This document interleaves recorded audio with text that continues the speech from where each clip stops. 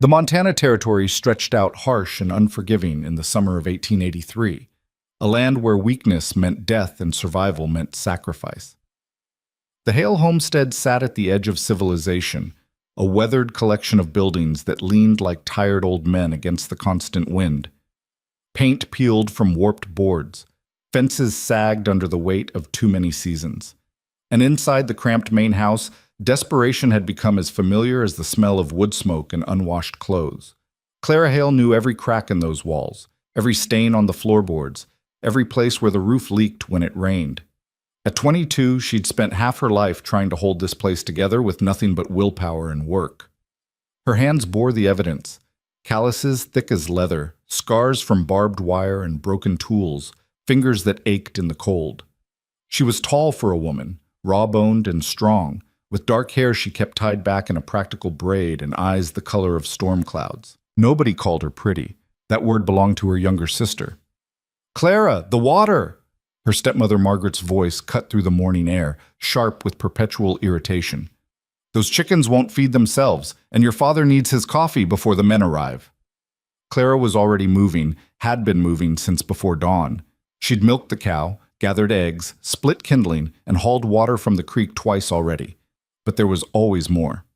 There was always more. She grabbed the wooden buckets and headed outside, her worn boots kicking up dust in the yard. The sun was barely above the horizon, but heat already shimmered off the hard-packed earth. Drought had held the territory in its grip for 3 years now, turning the land mean and the people meaner. Their creek ran low, barely a trickle. The vegetable garden was dying despite Clara's efforts, and the cattle, what few head they had left, grew thinner by the week. Her father had made bad choices. Everyone knew it, gambled when he should have saved, drank when he should have worked, let the ranch fall apart around him while he chased dreams of easy money that never materialized. Now they were 3 months behind on the bank loan, and the vultures were circling, which was why today mattered so much. Clara hauled the water back to the house, her shoulders burning. Through the window, she could see her sister Catherine sitting at the vanity, Margaret fussing over her hair. Catherine was 19, soft and blonde and lovely, with the kind of delicate beauty that made men stumble over their words. She'd never worked a hard day in her life, never had to, because Catherine was the plan. "Higher, Mama," Catherine was saying, examining her reflection with critical eyes. "The curls need to frame my face better. What if he doesn't like them?" "He'll adore you, darling." Margaret worked another ribbon into Catherine's elaborate hairstyle. "What man could resist? You're perfect. Simply perfect." Clara set the buckets down harder than necessary. Water sloshed onto the floor. "Careful," Margaret snapped. "Do you want to ruin everything? This floor needs to look presentable." "Then maybe you should mop it yourself," Clara muttered. "What was that?" "Nothing." Clara grabbed the coffee pot and started making her father's morning ritual. She knew better than to start a fight today. Today, everything had to be perfect. Today, their salvation was supposed to arrive. Her father, Samuel Hale, sat at the table cleaning his rifle, the one valuable thing he hadn't sold or lost. He was a big man gone soft, with a drinker's red face and hands that shook slightly in the mornings. But today his eyes held a desperate kind of hope. "They should be here by noon," he said, more to himself than anyone else. "Cross said noon. He's a man of his word, they say. Ruthless, but reliable." Clara poured his coffee. "And you really think he's going to marry Catherine, just like that? A man he's never met?" Samuel's jaw tightened. "He's looking for a wife. We're offering one. It's business, Clara. Something you wouldn't understand." "Business?" Clara tasted the word like poison. "You mean selling your daughter?" The slap came fast, hard enough to snap her head sideways. Coffee splashed across the table. "You watch your mouth." Samuel's face had gone purple. "Everything I do is for this family. If Cross marries Catherine, he'll help us. He's got money, power, connections. He could save this place." Clara touched her burning cheek, refusing to cry. She'd learned long ago that tears were wasted on Samuel Hale. And what does Catherine think about being sold to a stranger? Catherine knows her duty. Margaret appeared in the doorway, her arm around Catherine's shoulders. "Unlike some people. Now get outside and make sure that yard looks decent. Sweep the porch. Move those broken tools out of sight. And for heaven's sake, stay out of the way when they arrive. The last thing we need is you scaring off our prospects with your appearance. Clara looked at her sister. Catherine wouldn't meet her eyes. Go on. Margaret made a shooing motion. And change that dress. Find something that doesn't make you look like a field hand. Clara walked out, her face still stinging, and stood in the yard trying to breathe. The morning sun beat down merciless and bright. In the distance, dust devils danced across the parched fields. She could see the whole pathetic spread laid out before her, the broken fences, the leaning barn, the desperate poverty they'd tried so hard to hide. And she understood with perfect clarity that she was invisible to them. Not just overlooked, but actually invisible. A pair of hands to work, a back to carry burdens. Nothing more. She'd known it for years, of course, but knowing something and feeling it hit fresh, that was different. Clara spent the morning making everything presentable, which was like putting ribbons on a corpse. She swept and straightened and hid the evidence of their failure as best she could. Catherine appeared on the porch occasionally, practicing her smile, while Margaret coached her on what to say and how to act. Be modest, but not boring. Laugh at his jokes. Don't talk about anything serious. Men don't want women who think too much. Show interest in his ranch, his accomplishments. Make him feel important. The instructions went on and on. Clara blocked them out and kept working. By 11:30, the whole family had gathered on the porch. Samuel had changed into his best suit, threadbare at the elbows but brushed clean. Margaret wore her church dress. Catherine looked like a porcelain doll, all ribbons and lace and calculated innocence. And Clara stood to the side in her least-stained work dress, her braid coming loose, dirt still under her fingernails despite her scrubbing. Remember, Samuel told Catherine, gripping her shoulders, everything depends on this. Everything. Be perfect. Catherine nodded, her face pale beneath the powder. For just a moment, Clara saw fear in her sister's eyes. Real fear. Then the dust cloud appeared on the horizon. 3 riders came hard and fast, their horses kicking up a plume that hung in the still air. As they drew closer, Clara could make out details. Powerful animals, expensive tack, men who sat in the saddle like they'd been born there. The lead rider pulled up in front of the house, and the world seemed to shift. He was perhaps 30, tall and broad-shouldered, with dark hair and a face carved from granite. He wore range clothes, but they were quality. Nothing flashy, but everything fit and functional. A Colt revolver rode low on his hip. His eyes were the color of winter ice, and when they swept across the porch, Clara felt them like a physical touch. This was Ethan Cross. It had to be. Behind him rode 2 ranch hands, older men with hard faces and harder eyes. They dismounted with fluid efficiency, watching everything, missing nothing. Samuel stepped forward, his smile too wide, too eager. Mr. Cross, welcome, welcome, we're honored. You hail. Ethan's voice was deep, rough with dust and distance. Yes, sir, Samuel Hale, and this is my family. I didn't ride 6 hours for pleasantries. Ethan swung down from his horse with economical grace. My father wants this settled. You need money, I need a wife. Let's see what you're offering. The words were brutal in their honesty. Samuel's smile faltered, but he recovered quickly, gesturing toward Catherine. My daughter Catherine, finest girl in the territory, educated, refined, excellent cook and housekeeper. But Ethan wasn't looking at Catherine. He was looking at Clara. Those ice-blue eyes locked on her with an intensity that made her breath catch. He studied her like he was evaluating a horse, taking in her height, her build, the strength evident in her shoulders and arms. His gaze moved to her hands, noting the calluses and scars, then back to her face. Clara felt heat rise in her cheeks. She wanted to look away but found she couldn't. Who's that? Ethan asked, still watching Clara. Samuel blinked. That's Clara, my other daughter, but Catherine is the one. How old are you? Ethan addressed Clara directly, cutting off her father mid-sentence. Clara's mouth went dry. 22.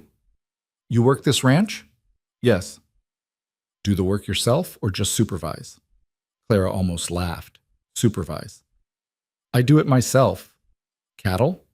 What's left of them? Horses? I can handle them. Cook? Better than I look. The corner of Ethan's mouth might have twitched. Might have. You look like you could work. I can. Mr. Crosson, Samuel interrupted desperately. Catherine is truly the better choice. She's younger, prettier, more refined. I don't need refined. Ethan's eyes never left Clara. I need someone who won't break. Ranch life is hard. My father's harder. You ever been afraid of hard work? No, Clara said honestly. Just afraid of running out of it. This time Ethan definitely smiled, though it was more a baring of teeth than anything warm. He turned to his men. What do you think? The older of the two ranch hands, a grizzled man with a scar across his jaw, studied Clara with professional assessment. She's got the build for it. Hands say she's not afraid of work. Eyes say she's not stupid. He paused. She's not what your father's expecting. My father expects a lot of things he doesn't get, Ethan said flatly. Then, to Samuel, I'll take her. The world stopped. Samuel's face went white. You... what? Clara. I'll marry Clara. Ethan pulled a leather pouch from his saddlebag and tossed it to Samuel. It landed heavy and jingling. That's half what we agreed. You'll get the rest after the wedding. We leave today. Today? Margaret's voice rose to a shriek. That's impossible. We haven't prepared. Catherine hasn't. You can't just... I can, and I am. Ethan looked at Clara again. You got belongings you need? Clara couldn't breathe, couldn't think. Everything was happening too fast, the world tilting sideways in a way that made no sense. Catherine started crying, loud theatrical sobs. Margaret wrapped her arms around her daughter, glaring daggers at Clara, as if this was somehow her fault. Samuel stood frozen, the money pouch in his hands, his face a mask of confusion and greed warring with something that might have been shame. I said, Ethan repeated, his voice harder now, do you have belongings? Clara forced her brain to work. Not much. Get them. We leave in 10 minutes. Now wait just a minute, Samuel found his voice. You can't just take her without... We had an arrangement. Catherine was supposed to... Arrangement was for a wife. Ethan's hand rested on his gun, casual but unmistakable. I chose one. You got paid. We're done talking. He turned his back on Samuel Hale, a deliberate insult, and walked to the water trough, letting his horse drink. Clara stood paralyzed. This couldn't be happening. Men didn't just choose her. Men looked past her, through her, around her. She was the daughter in the background, the one who worked while others were courted. But Ethan Cross had looked directly at her and said her name. Clara. Her father's voice shook. Get inside. She looked at him. Really looked at him. At this man who'd raised her with indifference at best, cruelty at worst, who'd worked her like a mule and never once thanked her, who'd been ready to sell her sister and thought nothing of it. And she realized he wanted her to refuse, wanted her to reject Ethan so he could salvage the deal, push Catherine forward instead, get what he'd originally planned. He wanted her to sacrifice herself one more time. No, Clara heard herself say. Samuel's eyes widened. What did you just say to me? I said no. Strength flooded through her, sudden and fierce. He chose me. He paid you. I'm going. You ungrateful... Samuel lunged forward, grabbing her arm hard enough to bruise. After everything I've... Let her go! Ethan's voice cut across the yard, quiet, but absolutely lethal. Samuel's hand spasmed open. He turned to find Ethan standing 10 feet away, every line of his body radiating controlled violence. She's my daughter, Samuel tried. I have rights. You sold those rights 10 seconds ago. Ethan's eyes were empty of everything but cold certainty. Touch her again, and I'll break your arm. Clear? The two ranch hands had moved up behind Ethan, hands near their weapons. The message was unmistakable. Samuel stepped back, his face mottled red and white. Clara didn't wait for permission. She walked into the house on shaking legs, climbed to the tiny room she'd shared with Catherine for 22 years, and grabbed the canvas bag she used for supplies. What did she own? Not much. 2 changes of clothes. A hairbrush her mother, her real mother, dead these 15 years, had given her. A book of poetry she'd traded for at the general store. A knife for working leather. That was it. That was her whole life fitting in a bag she could carry with one hand. Catherine appeared in the doorway, tears streaming down her carefully powdered face. "How could you?" she whispered. "You knew I was supposed to marry him. You knew this was my chance." "Your chance?" Clara turned on her sister, years of resentment boiling over. "Your chance to do what? Be sold to a stranger? Live your whole life as a prize someone else won?" "At least I would have been chosen for the right reasons," Catherine shot back. "He didn't choose you because he wants you. He chose you because you're strong like an ox, because you can work. That's not being chosen, Clara. That's being purchased like livestock." The words hit like knives, because they were true. Ethan hadn't chosen her out of love or desire or anything remotely romantic. He'd chosen her because she looked like she could survive, because his ranch needed workers, and she clearly knew how to work. It shouldn't have hurt, but it did. "Maybe that's all I'm good for," Clara said quietly, slinging her bag over her shoulder. "But it's more than I ever got here." She walked past her sister, down the stairs, out onto the porch where her father and stepmother stood frozen in shock and fury. Margaret found her voice first. "If you do this, you're not welcome back, ever. Do you understand me? You walk away from this family. You're dead to us." Clara looked at the woman who'd made her life miserable for 15 years. "I've been dead to you since the day you married my father. Might as well make it official." She descended the porch steps. Ethan stood waiting by his horse, his face unreadable. Up close, he was even more imposing, 6 feet of solid muscle and controlled power, with eyes that missed nothing. "You can ride?" he asked. "Yes."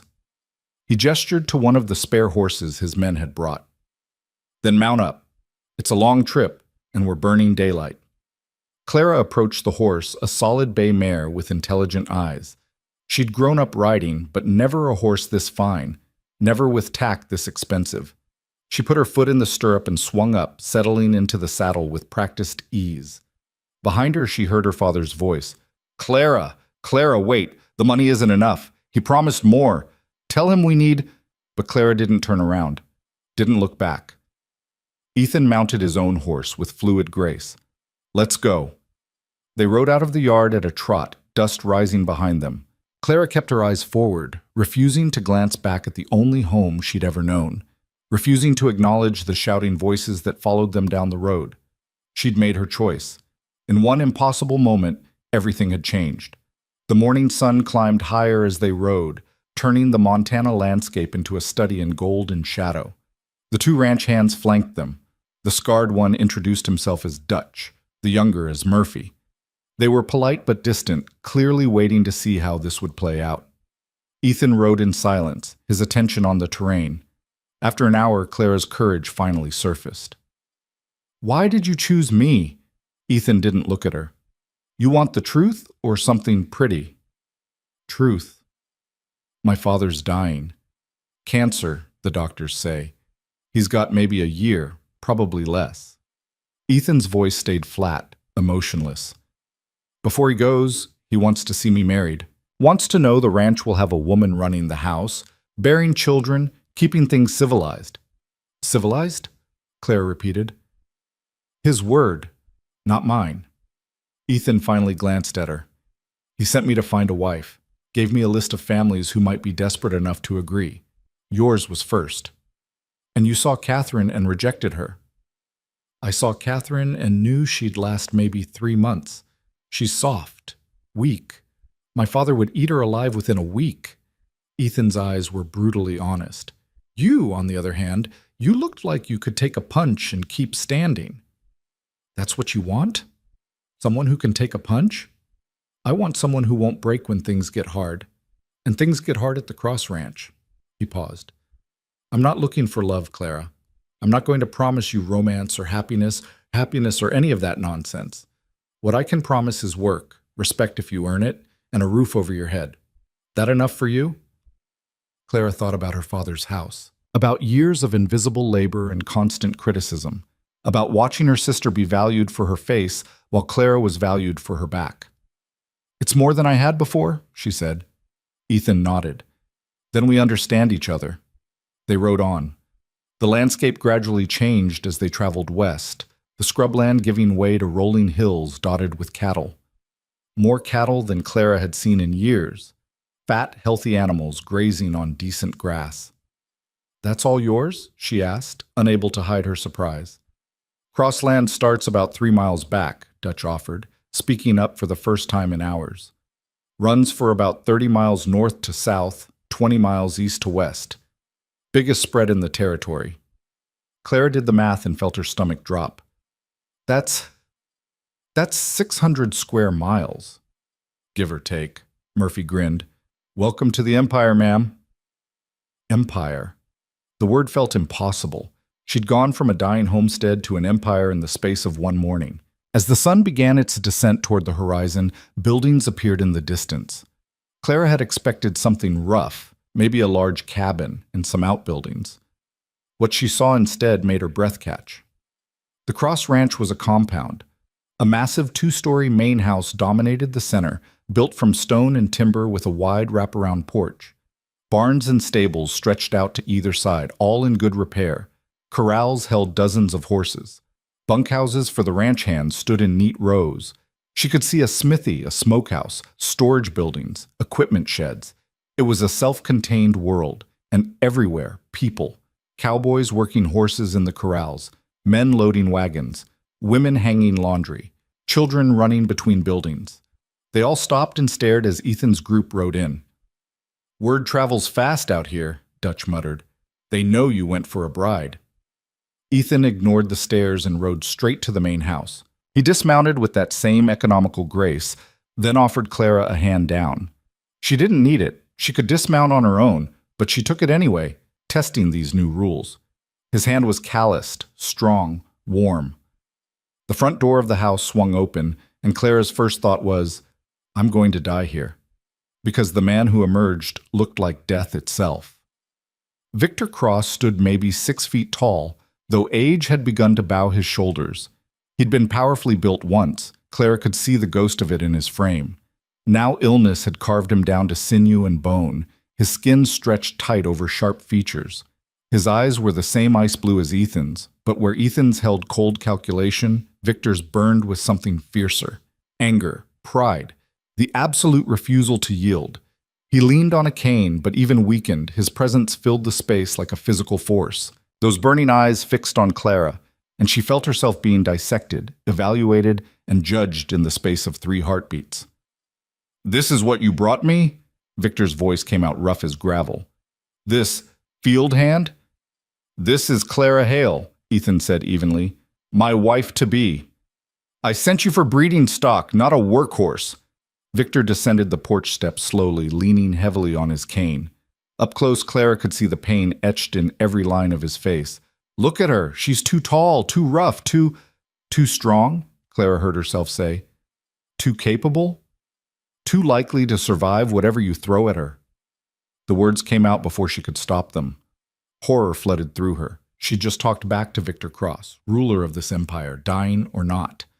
Silence fell like a hammer. Then Victor laughed. It was an ugly sound, more cough than humor, but genuine.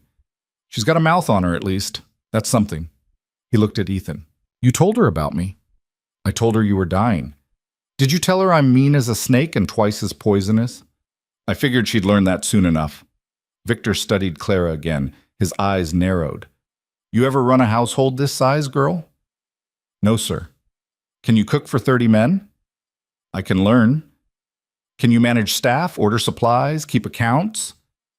"I said I can learn." "Learning costs time. Time costs money. Money is something you have plenty of," Clara interrupted, surprising herself again. "Unless everything I'm seeing is a lie. You want someone who already knows everything. Hire a housekeeper. You want someone who'll fight to make this work? You've got me." Victor's cane tapped against the porch boards. Once, twice. "You always this mouthy?" "Only when I'm terrified." Another rough laugh. "At least you're honest." He turned to Ethan. "She'll do. Though heaven help us all when she figures out what kind of mess she's walked into." He started back toward the house, then paused. "Wedding's in 3 days. That enough time to make her presentable?" "I'll work with what I've got," a new voice said from the doorway. A woman emerged from the house, 50-something, weathered but handsome, with iron gray hair and sharp green eyes. She wore a simple dress but carried herself with quiet authority. This is Ruth, Ethan told Clara. She runs the house, has for 20 years. If you're smart, you'll listen to everything she says. Ruth descended the steps and circled Clara like a general inspecting troops. Tall, strong, good bones. Hands say she's not afraid of work. She lifted Clara's chin, studying her face. Pretty enough when you clean her up. I say she's got sense. She dropped her hand. I can work with this. I'm standing right here, Clara said. Yes, you are. And if you're going to survive here, you'll learn when to speak and when to keep your mouth shut. Ruth's tone wasn't unkind, just matter of fact. Come with me. You need a bath, clean clothes, and about 100 other things before you're fit to be seen at dinner. I should help with the horses. The horses are handled. You're the priority now. Ruth took Clara's bag. Say goodbye to your intended. You won't see him again until dinner. Clara looked at Ethan, suddenly uncertain. He nodded once, dismissing her. She followed Ruth into the house. The interior was even more impressive than the exterior. Hardwood floors, real furniture, rugs that probably cost more than her father's entire ranch. A massive staircase led to the second floor. Doors opened onto what looked like a formal dining room, a library, a sitting room. Victor built all this, Ruth said, leading Clara upstairs. Started with nothing 30 years ago. Just him and a dream, and enough meanness to make it real. She opened a door to a bedroom that made Clara's breath catch. It was bigger than the entire cabin she'd grown up in. A massive bed dominated one wall. A wardrobe stood against another. Real glass windows let in golden afternoon light.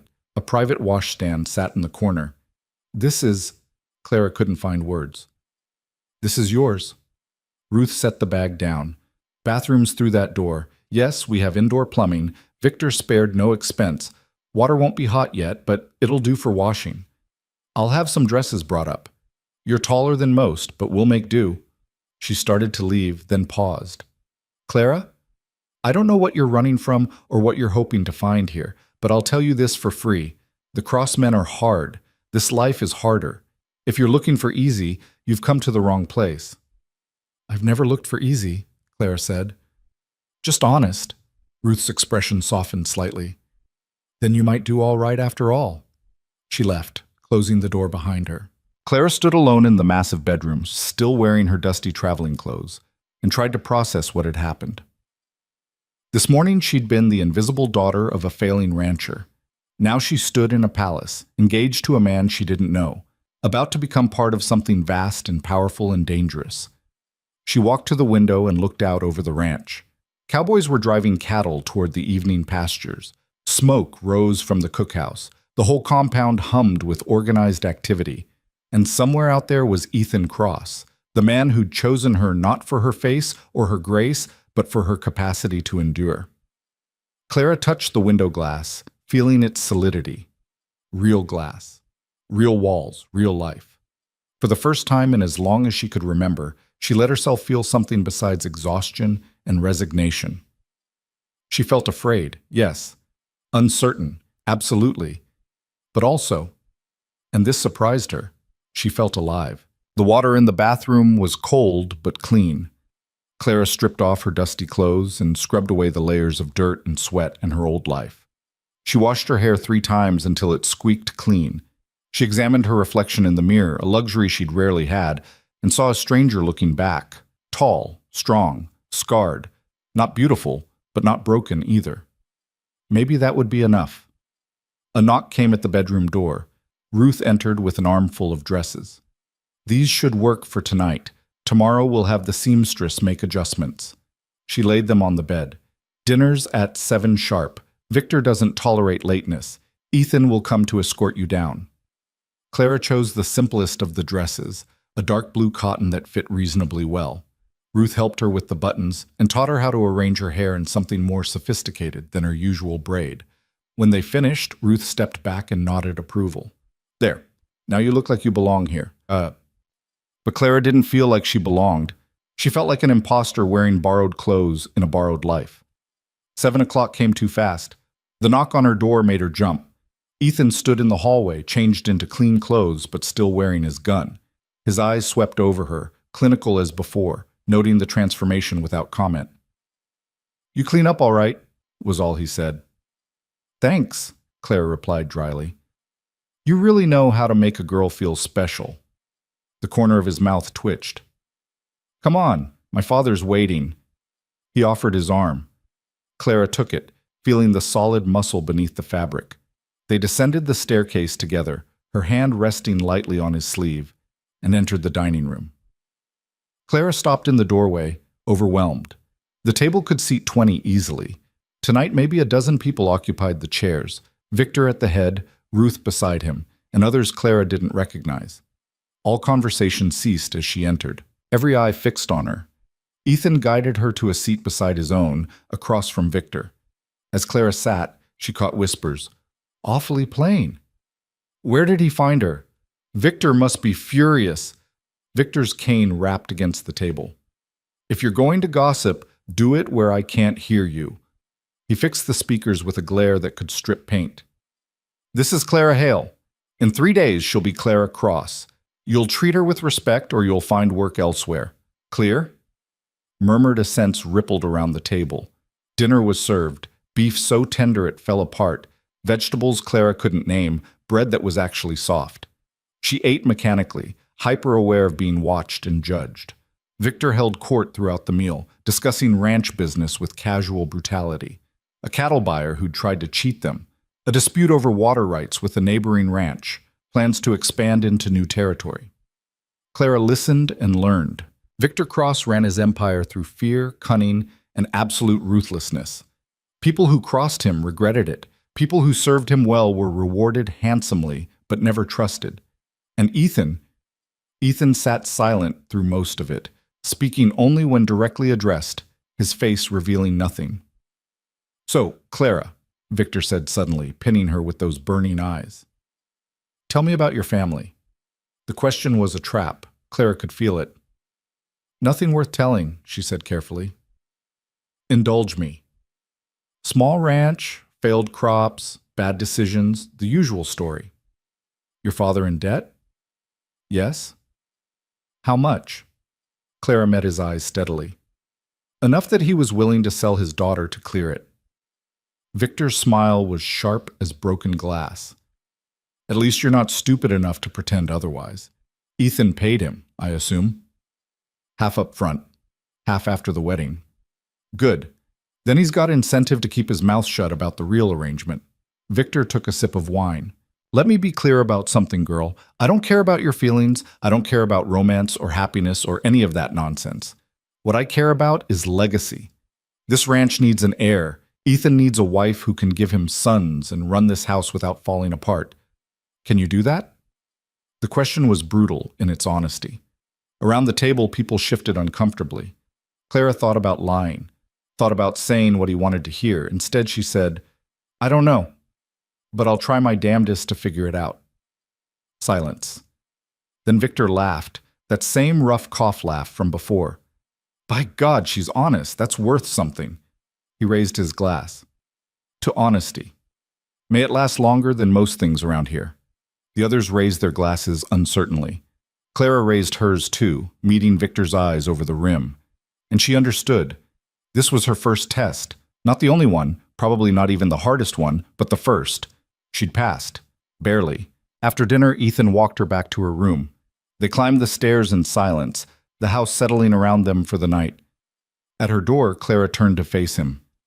Thank you for choosing me. I know you had reasons, but still. Thank you.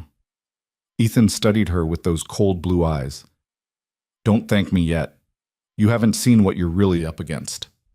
Your father? My father's dying. He'll be gone within a year. Ethan leaned against the doorframe.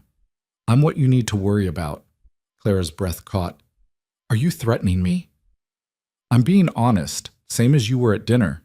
He straightened. I meant what I said this afternoon. I'm not looking for love. I'm looking for someone who can survive, someone who can stand beside me when this whole thing tries to tear itself apart. He paused.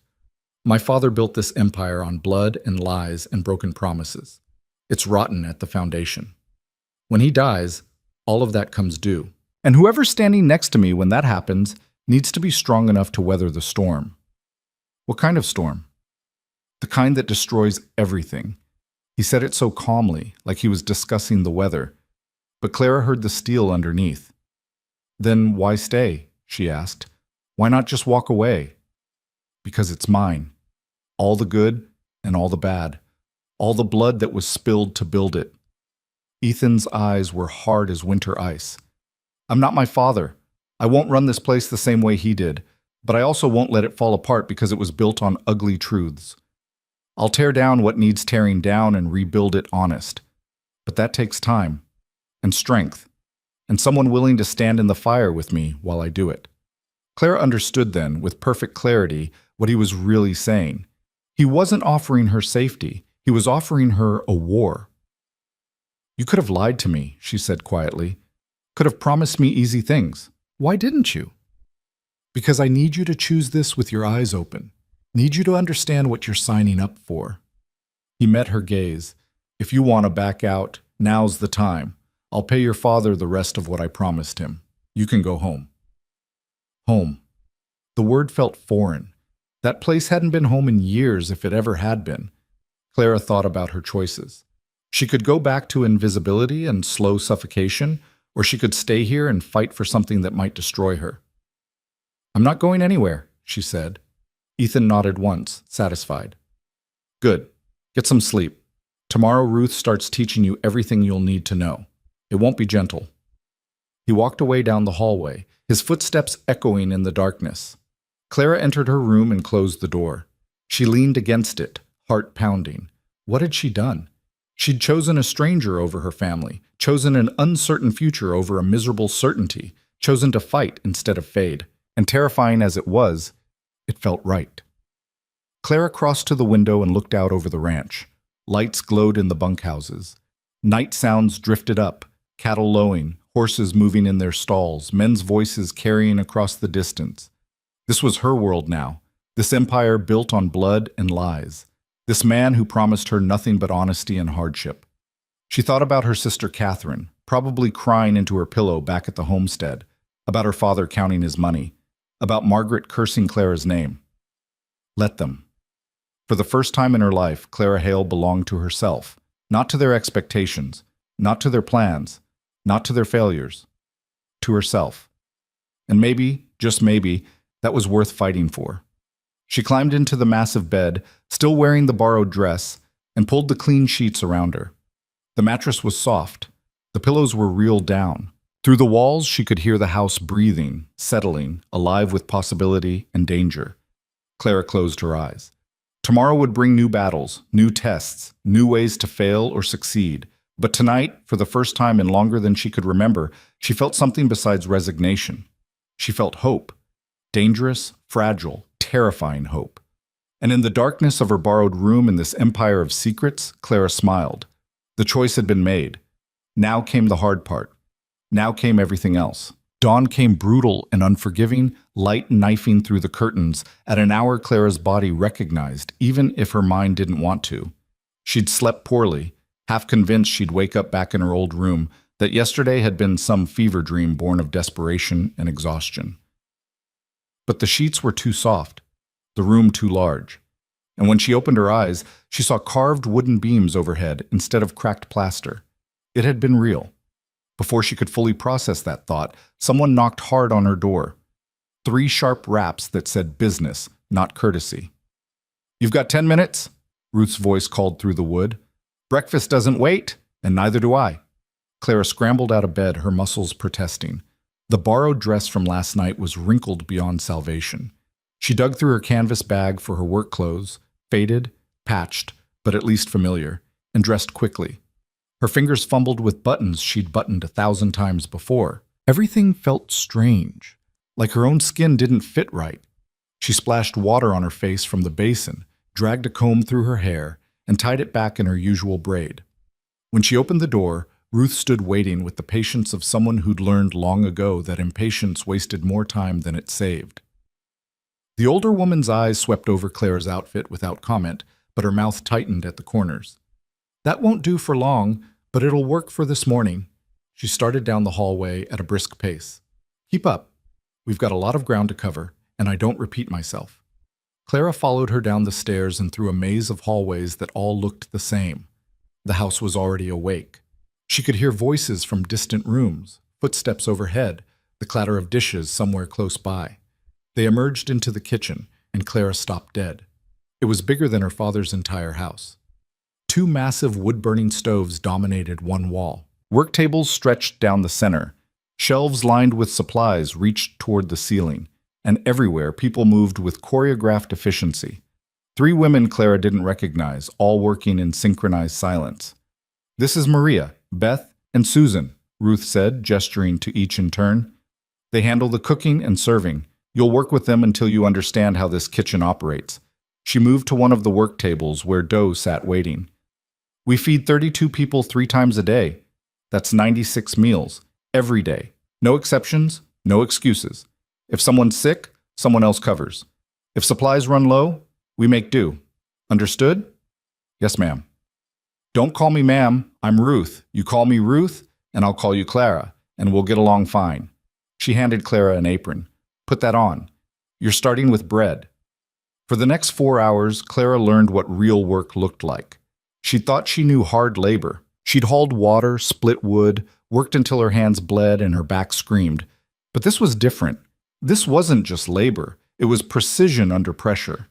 Every loaf had to be identical, every batch timed perfectly, every dish prepared to exacting standards because Victor Cross accepted nothing less than perfection. Maria, a stout Mexican woman with flour perpetually dusting her dark hair, demonstrated kneading technique. "You need to feel the dough. It talks to you if you listen. Too dry, add water. Too wet, more flour. The temperature matters. The humidity matters. Everything matters." Clara's hands, so accustomed to rough work, struggled with the gentleness required. She tore through the dough instead of folding it, added too much flour, then too much water trying to compensate. By her third attempt, frustration burned hot in her chest. "This is impossible," she muttered. "This is bread," Maria corrected, not unkindly. "And if you can't master bread, you'll never manage the rest." Beth, younger and blonde with nervous hands, was setting tables in the dining room. She showed Clara the exact placement of every fork, knife, and spoon. "Mr. Cross notices everything. If something's wrong, even an inch out of place, he'll see it, and he'll say something." She lowered her voice. "He made the last girl cry for putting the water glasses on the wrong side." "The last girl?" Clara asked. Beth's eyes widened, and she glanced at Ruth. "I shouldn't have. I didn't mean—" "It's fine," Ruth cut in. "Clara should know the truth anyway." She faced Clara directly. "You're not the first woman Ethan's brought home. There was another, about 2 years ago. Victor's idea, a banker's daughter from Denver, educated, refined, everything he thought the ranch needed. What happened to her? She lasted 6 weeks. Couldn't handle the work, couldn't handle Victor, couldn't handle the isolation. One morning we woke up and she was gone. Left a note saying she'd rather be disgraced back east than buried alive out here." Ruth's expression remained neutral. Victor was furious. Ethan was relieved, I think. She wasn't right for this place. Wrong kind of strength. Clara absorbed this information while her hands worked the dough, finally beginning to understand the rhythm Maria had tried to teach her. "And you think I'm the right kind of strength? I think you're still here, which is more than she managed." Ruth moved to check something on the stove. "But being here isn't enough. You need to prove you can survive it." The morning bled into afternoon. Clara moved from bread to preparing vegetables, mountains of potatoes, carrots, onions. Her knife skills were adequate but slow. Susan, a rail-thin woman who rarely spoke, demonstrated proper technique with movements so fast Clara could barely track them. "You'll get faster," Susan said, her voice soft as morning fog, "or your hands will give out. Either way, you'll learn." By the time lunch was served, Clara's back ached and her fingers were cramping. But the bread she'd made, her 4th attempt, came out of the oven golden and perfect. Maria tested it, tearing off a piece and tasting critically. "Good," she finally said. "Not great, but good. You can learn. That matters more than natural talent." Clara ate standing up in the kitchen, too tired to sit. Through the doorway, she could see the dining room where Ethan sat with his father and several ranch hands, discussing something that involved a lot of gesturing at papers spread across the table. Ethan's face was unreadable as always, but Victor's burned with intensity despite his obvious pain. "They're planning the fall roundup," Ruth said, appearing at Clara's elbow. "Biggest event of the year. Every hand on the ranch works it, plus hired help from town. We'll be feeding 50, maybe 60 people for 2 weeks straight." Clara's exhausted brain tried to process that number. 60 people? "Welcome to the Cross Ranch." Ruth's smile held no humor. "You thought today was hard? This was easy. Wait until you see what comes next." That afternoon brought lessons in household management. Ruth led Clara through the storage rooms, showing her the careful inventory system. Every sack of flour, every barrel of salt, every crate of canned goods was logged and tracked. Waste was sin in Victor Cross's world. "He grew up with nothing," Ruth explained, running her finger down a ledger filled with neat handwriting. "Fought for every inch of ground this ranch sits on. Made enemies doing it. So he doesn't tolerate waste, doesn't tolerate laziness, and definitely doesn't tolerate excuses." She looked up at Clara. "You need to understand, Victor's not just hard because he enjoys it. He's hard because this world tried to break him, and he refused. Now he tests everyone the same way." "Did it work on you?" Ruth's laugh was dry. "I've been here 20 years. What do you think?" They moved through the house, Ruth pointing out details Clara would be expected to know. Which floorboards creaked, which windows stuck, where the good china was kept for special occasions, how to manage the household accounts, the proper way to address visitors based on their rank and relationship to the ranch. It was overwhelming, impossible. Clara's mind struggled to hold on to even a fraction of the information being thrown at her. "I can't remember all this," she finally admitted. "You will. You'll have to." Ruth stopped at a window overlooking the corrals where cowboys worked horses. "See those men? Most of them have been with the Cross family for years. They're loyal to Victor and by extension to Ethan, but they don't trust easily. You're an outsider, a question mark. Until you prove yourself, they'll be watching for you to fail. And if I do fail, then you become a story they tell. Another city girl who couldn't hack ranch life." Ruth's voice softened slightly. "But I don't think you will. You've got something that last girl didn't." "What's that?" "You know what hard looks like. You're not afraid of it." Ruth turned from the window. "Come on. Time for you to meet the seamstress. Can't have you wearing work rags to your own wedding." The seamstress was a severe woman named Mrs. Kowalski who ran her operation from a room near the back of the house. She took one look at Clara and sighed deeply, the sound of someone presented with an impossible task. "Too tall," she muttered in a thick Polish accent, circling Clara with a measuring tape. "Too thin in some places, too thick in others, and the wedding is when? 3 days?" Another sigh. "Victor Cross asks for miracles. Fine, I give him miracles." She took measurements with ruthless efficiency, calling out numbers to her assistant, a young girl who wrote everything down with careful precision. The whole time, Mrs. Kowalski kept up a running commentary in a mixture of English and Polish, most of it unflattering. "At least she stands up straight. Last girl slouched like question mark. And the hands, good, working hands. Can't make silk purse from sow's ear, but can make decent dress from decent frame." She pulled the measuring tape tight around Clara's waist, making her gasp. "You eat more. Too skinny. Men don't want to marry skeleton." "Ethan doesn't seem to care about that," Clara managed. Mrs. Kowalski snorted. "Ethan cares about same thing his father cares about. Does job get done? You do job, he's happy. Simple." She stepped back, examining Clara with a critical eye. "Wedding dress will be cream, not white. White shows every stain, and you'll be working before the ink dries on the certificate. Practical, sturdy, maybe pretty if I'm feeling generous." "I don't need pretty." "Everyone needs pretty sometimes." Mrs. Kowalski's voice was surprisingly gentle. "Even here, especially here. You'll see." By the time Clara escaped the seamstress, afternoon had worn into evening. She was exhausted in ways that had nothing to do with physical labor. Her mind felt stuffed with information, her nerves raw from constant evaluation. Ruth found her standing in the hallway, looking lost. "Dinner's in an hour," the older woman said. "You should rest." Tomorrow will be worse. How can it be worse? Tomorrow, Victor starts testing you personally. Today was just orientation. Ruth's expression was sympathetic but firm.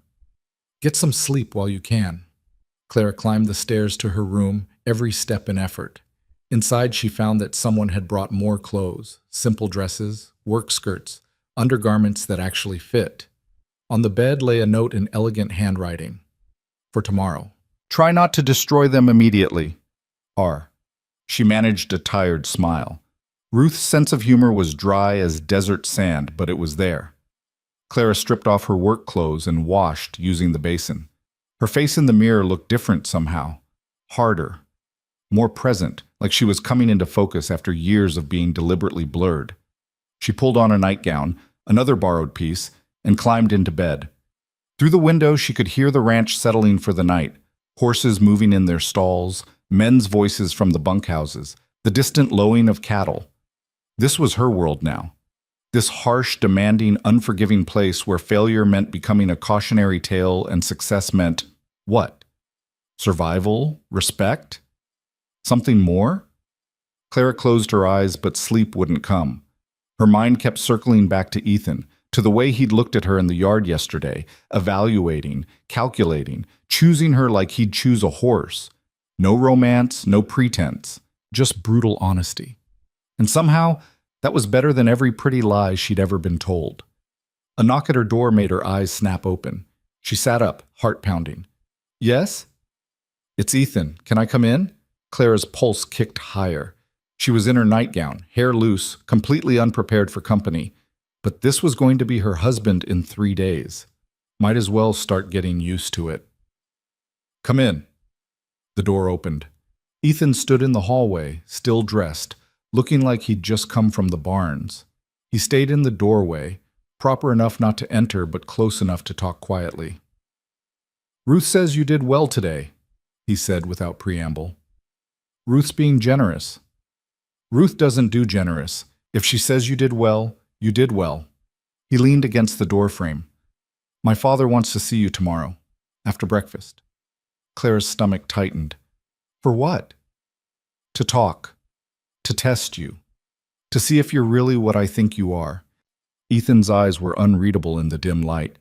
Be honest with him. He values honesty over everything else, but be careful too. He'll use whatever you tell him. Use it how? However he needs to. Victor's dying, but he's not weak, and he's got plans that involve you whether you know it or not. Ethan straightened. Just remember, you're marrying me, not him. What he wants doesn't matter as much as what we want. And what do we want? Ethan was quiet for a long moment. To survive what comes after he's gone. Everything else is negotiable. He started to leave, then paused. Clara? You did good today, really. Don't let tomorrow shake you. Then he was gone, footsteps receding down the hallway. Clara lay back down, her mind racing. Victor wanted to see her, to test her, to see if she measured up to whatever impossible standard he'd set. She thought about running, about grabbing her canvas bag and slipping out in the night, riding one of those fine horses as far as it would take her before anyone noticed she was gone. But where would she go? Back to her father's failing ranch? Back to invisibility and slow suffocation? No. She'd made her choice. Now she had to live with it. Clara finally drifted into uneasy sleep, her dreams filled with ice-blue eyes and impossible tests, and a dying man who held the fate of an empire in his failing grip. Morning came too soon. Ruth appeared at dawn with the same 3 sharp knocks, and the whole brutal cycle began again. Breakfast preparation, bread that had to be perfect, tables that had to be set precisely, coffee strong enough to strip paint the way Victor liked it. Clara's hands moved through the familiar motions, but her mind kept jumping ahead to the meeting that waited after the meal. When breakfast was served, she caught Ethan's eye across the dining room. He gave her the smallest nod. Encouragement or warning, she couldn't tell. Victor ate in silence, his face tight with pain he refused to acknowledge. But his eyes were sharp, missing nothing. Clara felt his gaze on her several times as she helped serve, evaluating, judging. After the meal, after the dishes were cleared and the kitchen cleaned, Ruth found Clara. He's ready for you. His study. Third door on the left down the east hallway. She straightened Claire's collar. Remember what Ethan told you. Honest, but careful. Claire's hands were shaking. She clenched them into fists and walked toward Victor's study like she was walking toward an execution. The door was open. Victor sat behind a massive desk, papers spread before him, a glass of whiskey at his elbow, despite the early hour. He looked up as she appeared. Come in. Shut the door. Sit. Claire obeyed, settling into the chair across from him. This close, she could see the toll the cancer was taking, the yellowing of his skin, the tremor in his hands he tried to hide. The way he held himself like movement caused pain, but his eyes burned clear and fierce. You know I'm dying, he said flatly. Yes, sir. Good. No point dancing around it. He took a sip of whiskey.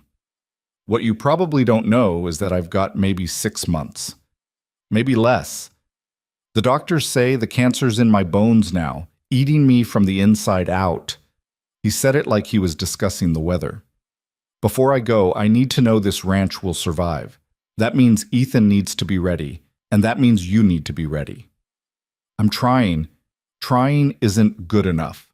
Victor's voice cracked like a whip. This empire took 30 years to build. 30 years of blood and sweat and choices that would make lesser men vomit. I started with nothing, less than nothing, a patch of dirt and a dream and enough rage to fuel a war. He leaned forward. You know what this territory was like 30 years ago?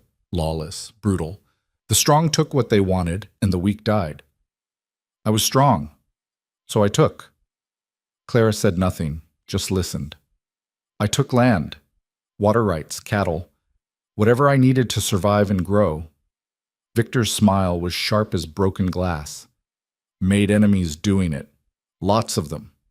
Some of them are still out there, waiting for me to show weakness, waiting for a chance to take back what they think I stole. Did you? Clara asked. Steal it? Victor's laugh was ugly. Depends on who you ask. I took land that wasn't being used efficiently, took water from people who were wasting it, took opportunity where I found it. Was it legal? Mostly. Was it ethical? He shrugged. Ethics are for people who can afford them. I couldn't. And now? Now I'm dying, and all those old debts are coming due. All those enemies are circling. They think when I'm gone, Ethan will be weak, that he'll give back what I took, that this whole empire will crumble. Victor's eyes burned into Clara. They're wrong, but only if you're strong enough to stand beside him when it happens. Clara's throat was dry. Why are you telling me this? Because I need you to understand what you're walking into. This isn't some romantic story where love conquers all. This is war.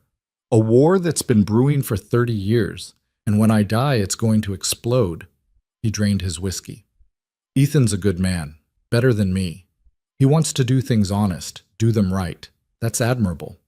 It's also dangerous, because our enemies don't care about honor. They care about revenge. What do you want from me? I want you to keep him alive. Victor's voice dropped to something almost gentle. I want you to be smart when he's righteous, hard when he's merciful. I want you to do whatever it takes to protect what we've built, even if it means getting your hands dirty. Clara thought about everything she'd learned in the past 2 days, about the careful inventory systems, the loyal ranch hands, the massive operation that ran like a military campaign. This wasn't just a ranch, it was a fortress, and Victor was asking her to help defend it. I don't know if I can do what you're asking, she said honestly. You can, because you already understand the most important truth. Victor smiled. You know that survival matters more than comfort, that strength matters more than kindness, that sometimes to protect what you love, you have to become what you fear. I never said I loved this place. You will. Give it time. He poured another whiskey. Ruth tells me you did well yesterday, that you didn't complain, didn't cry, didn't quit. That's good. That's what I need to see. He paused. Your father sold you. Your family threw you away. So now you're ours, and the Cross family protects its own. But we also demand loyalty. Absolute, unquestioning. Can you give me that? Clara thought about her father counting his money, about Catherine crying for a future that was never real, about Margaret's threats and rejection.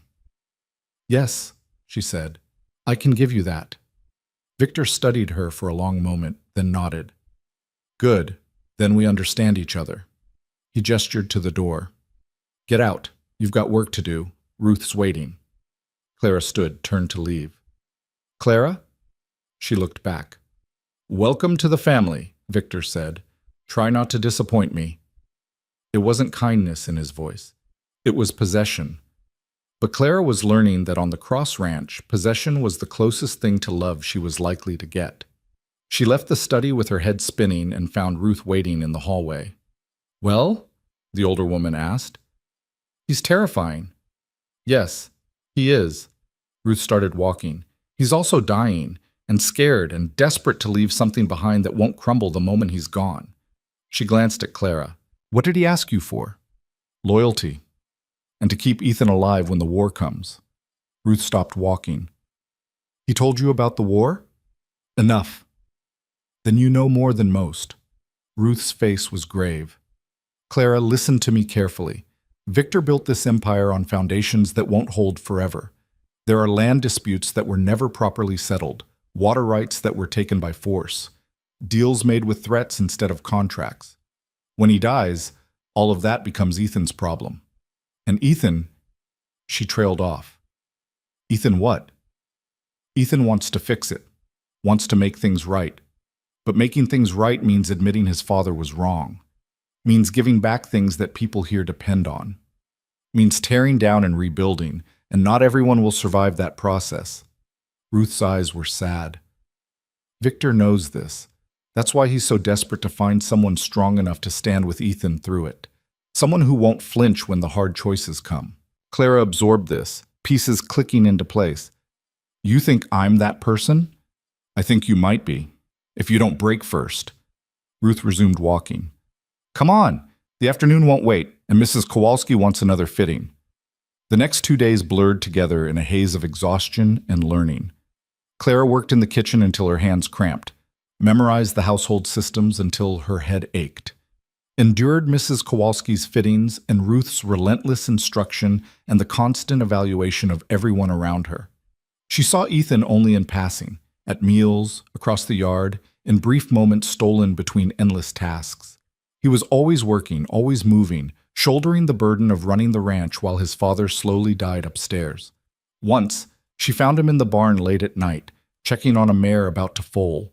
He looked exhausted, shadows under his eyes, tension in every line of his body.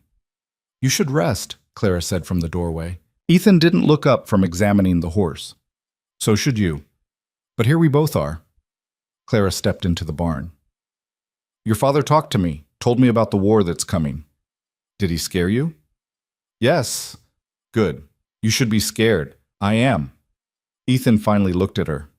But I'm also grateful that you're still here, that you haven't run. Where would I run to? Anywhere.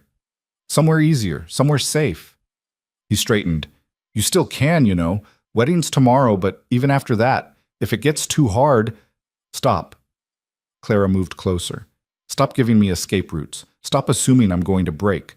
I'm here. I'm staying. And I'll do whatever needs doing to make this work. Ethan studied her in the lamplight. You mean that? I do. Something shifted in his expression, not warmth exactly, but recognition, respect. Then maybe we actually have a chance. The mare shifted and Ethan turned back to his work. Clara watched him for a moment longer, then left him to his vigil. The day before the wedding, Clara woke before dawn with her stomach in knots. Today was the final fitting. Today she'd see the dress that would mark her transformation from invisible daughter to Clara Cross. Mrs. Kowalski had worked miracles. The dress was simple but elegant, cream-colored as promised, with practical lines that would allow Clara to move and work. But there was beauty in it too, delicate stitching at the collar, sleeves that fit perfectly, a silhouette that made Clara look less like a workhorse and more like a woman. You see, Mrs. Kowalski said with satisfaction, pretty is possible, even for giants. Clara looked at her reflection and barely recognized herself. This woman in the mirror stood tall instead of slouching, met eyes instead of avoiding them, looked ready for whatever came next instead of broken by what came before. It's perfect, Clara said softly. Thank you, Mrs. Kowalski waved off the gratitude. Is my job. Now take off before you wrinkle. Tomorrow you wear. Tomorrow you become wife. Tomorrow everything changes. That night, Clara couldn't sleep. She stood at her window watching the ranch under moonlight, trying to commit every detail to memory. Because Mrs. Kowalski was right, tomorrow everything would change. Tomorrow she would marry a man she barely knew. Tomorrow she would become part of an empire built on blood and lies. Tomorrow the war would begin in earnest, and she would have to choose who she wanted to be in it. Somewhere in the house, a clock chimed midnight. The wedding day had arrived. Clara pressed her hand against the cool glass and made herself a promise. Whatever came next, whoever she had to become, she wouldn't run, wouldn't break, wouldn't fade back into invisibility. She would fight for this place, for this future, for herself. The moon climbed higher, casting silver light across the sleeping ranch, and Clara stood watch over her new world, preparing for the battle that tomorrow would bring. Dawn broke pale and cold over the ranch, the kind of morning that promised heat later but started with a bite. Clara had given up on sleep around 4 and spent the last hour watching the sky change colors through her window. Her wedding day. The words felt foreign, like a language she'd heard but never learned to speak. Ruth arrived exactly at 6, carrying a breakfast tray Clara hadn't asked for and wouldn't be able to eat. The older woman took one look at her face and set the tray aside. Nerves? Ruth asked. Terror. Good. Shows you're thinking clearly. Ruth moved to the wardrobe where the wedding dress hung like a ghost. Eat something anyway. You'll need your strength. The ceremony's at noon, but we've got 6 hours of preparation before that. 6 hours? Clara's voice cracked. To put on a dress? To transform you into a bride worthy of the cross name. Ruth's tone was matter-of-fact. Mrs. Kowalski will do your hair. I'll help with the dress, and you'll sit still and let us work, even if it kills you. Understood? Clara nodded mutely, picking at the bread on the tray. Her stomach rebelled against food, but she forced it down anyway. Ruth was right. She'd need strength for whatever this day would bring. By 7, Mrs. Kowalski had arrived with her arsenal of pins, brushes, and mysterious implements. She circled Clara like a general surveying a battlefield, muttering in Polish about impossible tasks and insufficient time. The hair, she announced. First, we conquer the hair. For 2 hours, Clara sat while Mrs. Kowalski worked magic with her unruly dark locks, brushing, pinning, twisting, securing. Ruth stood by, offering opinions that sounded more like commands. Clara's scalp ached from the pulling, but gradually something elegant emerged from the chaos, a style that was sophisticated without being fragile, beautiful without being impractical. There, Mrs. Kowalski said with satisfaction. Now she looks less like field hand, more like woman who runs empire. I don't run anything, Clara protested. Not yet. Ruth's smile was knowing. Give it time. The dress came next, a process that required both women's help and Clara's patience. The fabric whispered against her skin as they worked, adjusting seams and checking buttons. When they finally stepped back, Clara caught her reflection in the full-length mirror and went still. The woman staring back couldn't be her. This woman stood tall and proud, the cream dress highlighting the strength in her shoulders while softening her rough edges. Her dark hair framed a face that looked determined rather than defeated. Her eyes held steel instead of resignation. You see, Mrs. Kowalski said softly. Pretty was always there, just needed right frame. A knock at the door made all 3 women turn. Ruth opened it to reveal Dutch, the scarred ranch hand who'd ridden with Ethan to collect Clara what felt like a lifetime ago. He stood awkwardly in the hallway, hat in hands. Begging your pardon, ma'am, he addressed Ruth. But Mr. Victor wants to see the bride, says it's important. Ruth exchanged a look with Mrs. Kowalski. Now? 2 hours before the ceremony? Says it can't wait. Dutch shifted uncomfortably. He's in his room, asked if Miss Clara would come up. Clara's heart hammered. Victor rarely left his study these days, the pain too great for unnecessary movement. If he'd retreated to his bedroom and was summoning her there, something was wrong. I'll go, she said, moving toward the door. Not in the dress. Mrs. Kowalski's voice rose in horror. You wrinkle, you stain, you ruin everything. Then what? Ruth was already pulling a simple robe from the wardrobe. Put this over it, carefully, and whatever Victor wants, make it quick. We still have work to do. Clara wrapped the robe around herself and followed Dutch through the house. They climbed to the second floor, past her own room, toward the east wing where Victor's private quarters occupied half the space. She'd never been invited here before. No one had, except Ruth and the doctor who came weekly to check on the dying man. Dutch knocked once, then opened the door. "Miss Clara, sir." "Send her in, then leave us." Dutch stepped aside and Clara entered alone. Victor's bedroom was sparse despite its size. A massive bed dominated one wall. A desk sat by the window. Shelves held books and papers, but no decoration, no softness, nothing that spoke of comfort or sentiment. It was a room designed for a man who'd spent his life at war and never learned how to rest. Victor sat in a chair by the window, dressed despite the early hour, though his collar hung loose and his face was gray with pain. A whiskey bottle stood on the table beside him, half empty.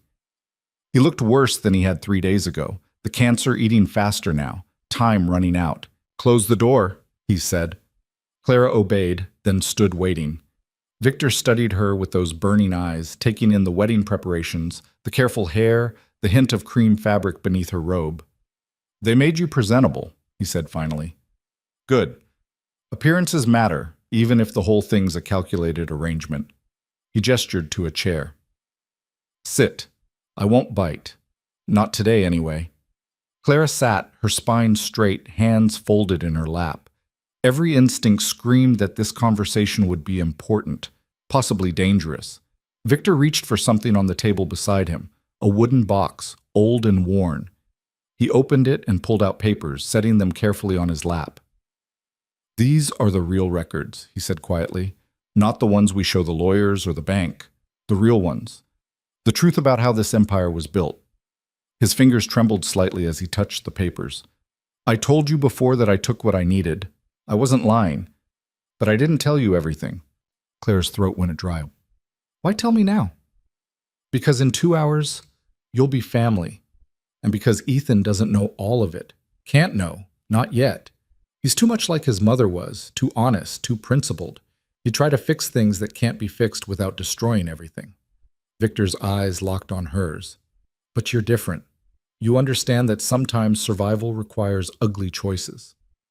"What kind of choices?" Victor pulled out a map, spreading it across his lap. "See this section here? 3,000 acres along the northern border. Prime grazing land with year-round water access. The Brennan family claimed it first, had a valid deed going back 20 years. I wanted it. They wouldn't sell." He tapped the map. "So I found a judge who owed me favors, had the deed declared invalid on a technicality. Took the land while they were fighting it in court. By the time they lost, I'd already built fences and moved cattle in." "What happened to the Brennans?"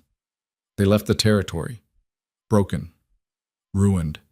Victor's voice held no remorse. "That land is now worth 10 times what I would have paid. It feeds our cattle through the winter. Without it, this ranch couldn't sustain its current size." Clara's stomach churned. "You're telling me this because the Brennans have a son, Michael. He was 12 when I took their land. He's in his 40s now, running a small operation 2 territories over, and he's never forgotten." Victor pulled out another paper. "He's been writing letters to other families I've wronged, building alliances, waiting for me to die so he can strike." "Strike how?" "Legal challenges to the land titles, demands for restitution, public campaigns to destroy the cross name." Victor's smile was bitter. "He's smart, patient. He won't use violence. That would make him the villain. Instead, he'll use the law, public opinion, political pressure. He'll tear this empire apart piece by piece, all perfectly legal." Clara's mind raced. "Does Ethan know?" "Ethan knows we have enemies. He doesn't know how many or how justified their anger is." Victor leaned forward, pain flashing across his face. "When I die, you'll find these papers in my desk. Hidden compartment, left side under the false bottom. You'll read them, all of them, and then you'll decide what to tell Ethan and what to bury." "Why me? Why not tell him yourself?" Because if I tell him, he'll feel obligated to make it right immediately. He'll try to give back what I took, pay restitution, atone for my sins. And that kind of wholesale dismantling will destroy everything, put hundreds of people out of work, crash the local economy, create chaos. Victor's voice dropped. But if you tell him after I'm gone, after you've had time to think, to plan, to strategize, maybe you can find a way to make things right without burning it all down. You're asking me to lie to my husband. I'm asking you to protect him. Protect all of us. Victor's eyes were desperate now, the mask slipping. I built this empire for him, so he'd have something his children could inherit, so the cross name would mean something. I made terrible choices doing it, but I can't unmake them. All I can do is try to hand him the tools to fix what I broke. Clara stood, needing to move, to think. She walked to the window and looked out over the ranch. Hundreds of acres spread before her, cattle grazing peacefully, cowboys working in the corrals. The whole vast machine humming along, built on foundations of theft and broken promises. What if I refuse? She asked quietly. What if I tell Ethan everything today before the wedding? Then you'll destroy him. Victor's voice was certain. He'll try to fix it immediately, and the enemies circling us will strike while we're weak. They'll take not just what I stole, but everything else too. Every acre we earned honestly, every improvement we made, they'll leave Ethan with nothing but ashes and regret. Maybe that's what he deserves. What you both deserve. Maybe. Victor's admission surprised her. But what about the ranch hands who've worked here for 20 years? What about their families? What about the town that depends on us for jobs, for trade, for stability? Do they deserve to suffer for my sins? Clara turned to face him. You're a bastard. Yes, I am. Victor didn't flinch. But I'm a bastard who's giving you the truth and the tools to handle it. That's more than most people get. He gestured to the papers. Take them, hide them. When I'm gone, when you're ready, read them. Then decide what kind of woman you want to be. Clara crossed the room and took the papers with shaking hands. They felt heavy, weighted with more than ink and parchment. These were confessions, leverage, weapons. Why do you trust me with this? She asked. Because you're a survivor. Because you understand that the world isn't black and white, right and wrong. It's all compromise and calculation and doing your best with what you've got. Victor's smile was tired. And because I see something in you that I saw in myself at your age, the willingness to do whatever it takes. I'm nothing like you. Not yet. But give it time. This place changes people, hardens them, turns them into whatever they need to be to survive. He reached for his whiskey. Now go, get married, start your life, and when the time comes, you'll know what to do with those papers. Clara left the room with the documents hidden beneath her robe, her heart pounding. Ruth waited in the hallway, concern etched on her face. What did he want? To give me a wedding present. Clara's voice sounded strange to her own ears. Where can I hide something? Somewhere no one will look? Ruth's eyes narrowed, but she didn't ask questions. Your room, behind the loose board under the bed, left side, near the wall. It's been there since the house was built. Clara went to her room and found the spot Ruth described. She pried up the board carefully and slid the papers into the darkness beneath. They disappeared like secrets into a grave. Then she replaced the board and stood, brushing dust from her hands. Mrs. Kowalski was waiting with barely controlled impatience. Finally, we have 1 hour. 1 hour to finish, and you disappear for secret meetings. She grabbed Clara's arm. Come, come. No time for standing around. The next hour passed in a blur of final adjustments and preparations. Mrs. Kowalski fussed over every detail while Ruth offered quiet encouragement. Clara moved through it mechanically, her mind still on the papers hidden beneath her floor, on the choice Victor had forced on her, on the lies she'd have to tell. At 11:30, a knock came at the door. Ruth opened it to reveal Ethan, dressed in a black suit that made him look even more imposing than usual. His hair was combed back, his jaw freshly shaved. He looked like a man going to war, not a wedding. His eyes found Clara, and something flickered in their icy depths. Not love, they barely knew each other, but recognition, respect, maybe the beginning of something that could become partnership if they were lucky. You look, he started, then stopped. Different, Is that good or bad? Clara asked. Neither, just true. He offered his arm. It's time. Clara took his arm, feeling the solid strength beneath the fabric. Mrs. Kowalski made one last adjustment to her dress, then stepped back with a satisfied nod. Beautiful, the seamstress declared. Now go. Be married. Try not to trip. They descended the stairs together, Clara's hand light on Ethan's sleeve. The house was quiet, everyone already assembled wherever the ceremony would take place. Clara realized she didn't even know where they were getting married. No one had told her. Ethan led her through the house and out onto the wide back porch. Clara stopped, breath-catching. The entire ranch had gathered. Cowboys in their best clothes lined up in neat rows. The kitchen staff stood together, Maria dabbing at her eyes with her apron. Dutch and Murphy and dozens of other men she'd only seen from a distance. They'd set up chairs in a semicircle facing the porch, and every seat was filled. At the center, waiting on the porch, stood a minister Clara had never met, a weathered man with kind eyes who looked like he'd officiated 1,000 weddings in 1,000 impossible places. And beside him, leaning heavily on his cane but standing nevertheless, was Victor Cross. The dying man had come to see his son married, had dragged himself out of his sick room despite the pain, because this moment mattered more than comfort. He insisted, Ethan murmured. Said he'd crawl down here if he had to. They climbed the porch steps together. The assembled crowd fell silent. Clara could feel hundreds of eyes on her, judging, evaluating, wondering if she'd last longer than the last girl who'd tried and failed. The minister smiled warmly. Shall we begin?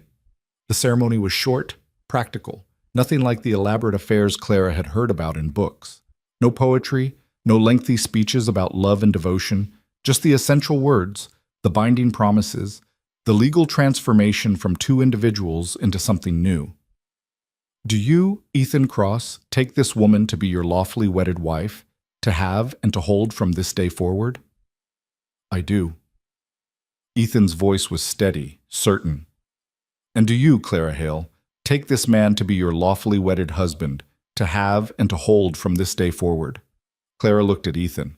At this man who'd chosen her for reasons that had nothing to do with romance. At this hard, honest, complicated person who'd offered her survival instead of pretty lies. At this stranger who would now be bound to her for better or worse. I do. The minister nodded. By the power vested in me by the territory of Montana, I now pronounce you husband and wife. You may kiss the bride. Ethan hesitated, clearly unsure of the protocol. This wasn't a marriage born of passion. They'd never even touched beyond professional courtesy. Clara made the decision for both of them.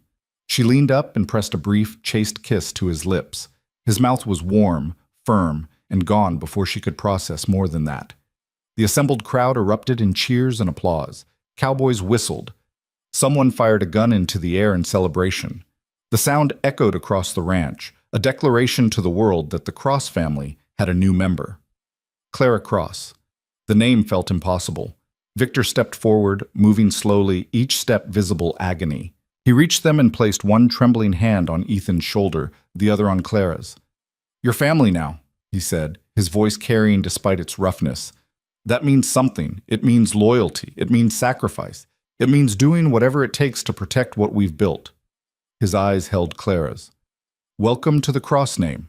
May you wear it better than I did.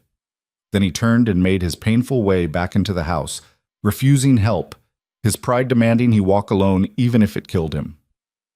The celebration that followed was overwhelming.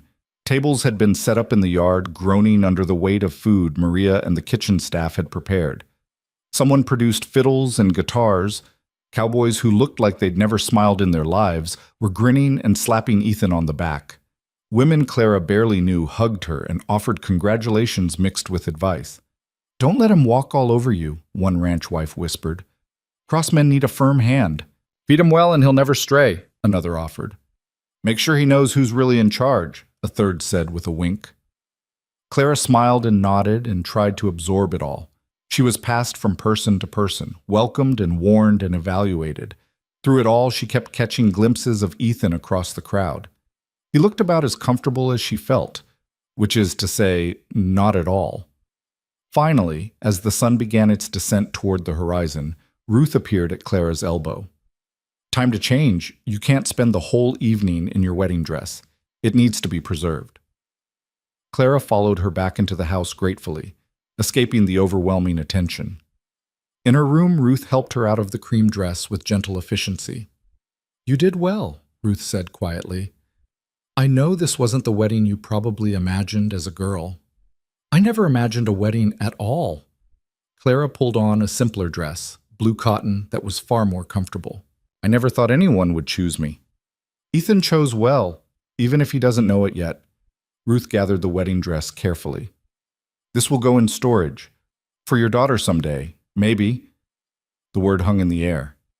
Daughter, children, the future that was now expected of her. Claire's hands went to her stomach instinctively. Somewhere in Victor's confession papers was surely mention of needing heirs, of continuing the bloodline, of making sure the Cross legacy had children to inherit it. "Ruth, Clara didn't even know what she wanted to ask. "It's all right to be scared," Ruth said. "It's all right to not have all the answers. You don't have to know everything today, you just have to survive today. Tomorrow will bring its own challenges." A commotion outside made them both turn toward the window. Riders were approaching fast, dust rising behind them. 4 horses, pushing hard. Ruth's face went tight. "That's trouble. No one rides like that unless something's wrong." They hurried downstairs. By the time they reached the yard, Ethan was already striding toward the approaching riders. Dutch and Murphy flanked him, hands on their weapons. The celebration had stopped, everyone watching tensely. The lead rider pulled up hard, his horse lathered and blowing. Clara recognized him, one of the hands who worked the northern pastures, miles from the main ranch. "Mr. Cross," the man was breathing hard. "We got a situation, major situation." "Talk!" Ethan's voice was commander sharp. "Cattle. Someone cut the fence on the north border, drove off maybe 200 head. We tracked them as far as we could, but they're moving fast, headed toward Brennan territory." The name hit Clara like a fist. Brennan. The family Victor had destroyed.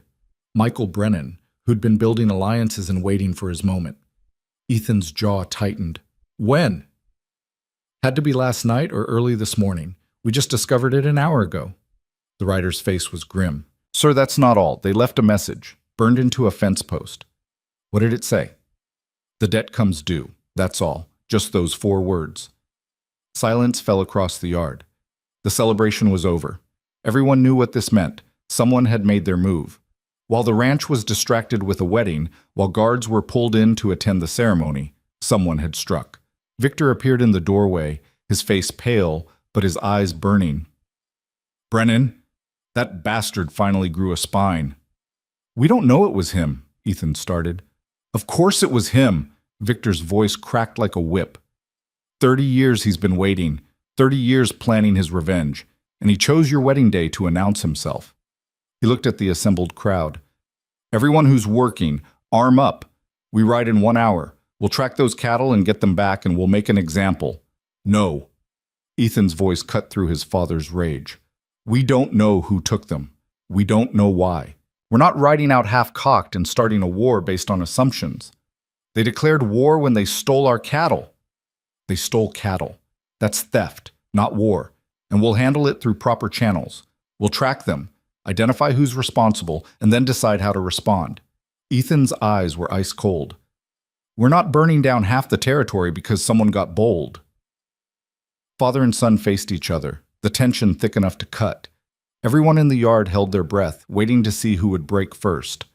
Clara found herself moving forward before she'd consciously decided to. She walked through the crowd until she stood between Ethan and Victor, her wedding day dress replaced with practical cotton, her carefully styled hair already coming loose. "How many men do we have who can track?" she asked Ethan, her voice cutting through the tension. Ethan blinked, surprised. 6, maybe 8, good enough to follow a trail that's hours old. "Then send them, now, before the trail gets any colder." Clara turned to Victor. "And you need to tell us everything about Michael Brennan, what he's capable of, what he wants, what alliances he might have." She looked between them. "If this is the start of something bigger, we need information before we need weapons." Victor studied her with those burning eyes, and slowly, impossibly, he smiled. Listen to your wife, Ethan. She's got more sense than both of us. The moment broke. Ethan turned to Dutch. Get the best trackers. Take supplies for 3 days. Find those cattle and identify who took them. But no confrontation. Just information. Clear? Dutch nodded and started barking orders. Men scattered, the celebration forgotten, everyone moving into crisis mode with practiced efficiency. Clara stood in the center of the chaos, watching her new world reorganize around this threat. Her wedding day. The day that was supposed to mark a beginning had instead become something else entirely. The war Victor had warned about wasn't coming. It was already here. Ethan appeared at her side as the trackers prepared to ride out. That was good thinking, he said quietly. Keeping my father from doing something reckless. Keeping me from doing nothing. I just asked questions. You asked the right questions. He watched his men work. This is what it's going to be like. Crisis after crisis. Problems that need solving before they explode. You ready for that? Clara thought about the papers hidden under her floor, about Victor's confession and Brennan's revenge and the empire built on theft now facing the consequences, about the choice she'd been given, to protect or to reveal, to defend or to dismantle. I don't think anyone's ever ready for war, she said, but I'm still here. Good. Ethan's hand found hers, rough calluses against rough calluses. Because I'm going to need you, not just today, but every day that comes after. His grip was strong, steady, honest. No promises of love or happiness.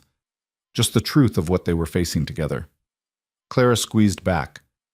Then I guess we'd better figure out how to survive it. The sun set over the Cross Ranch, painting the sky in shades of orange and red that looked like fire. The celebration was over, the work was beginning, and Clara Cross stood beside her husband, watching the trackers ride north toward enemy territory, knowing that everything from this moment forward would be a test. But she'd passed every test so far, had survived her father's contempt, Victor's evaluation, the brutal learning curve of running an empire, had stood up when it mattered and refused to break when breaking would have been easier. The war was here. The enemies were circling, the foundations were cracking, but Clara wasn't running, wasn't hiding, wasn't fading into the background. She was standing her ground. And if the Cross Empire was going to burn, it would burn with her fighting to save it or transform it into something that could finally stand on honest ground. The night came down dark and full of promise. Promise of violence, change, revelation, struggle. All the things Clara had signed up for when she chose this life. All the things she was ready to face. Because she wasn't the invisible daughter anymore. She wasn't the field hand chosen for her strength. She wasn't even just a bride on her wedding day. She was Clara Cross, and the war had just begun. The trackers didn't return that night, or the next morning. By the second afternoon, tension on the ranch had wound so tight that Clara could feel it vibrating in the air like a plucked wire ready to snap. Men moved through their work with weapons close at hand. Conversations happened in low voices that cut off whenever she approached. And Ethan barely slept, spending hours in his father's study poring over maps and old records.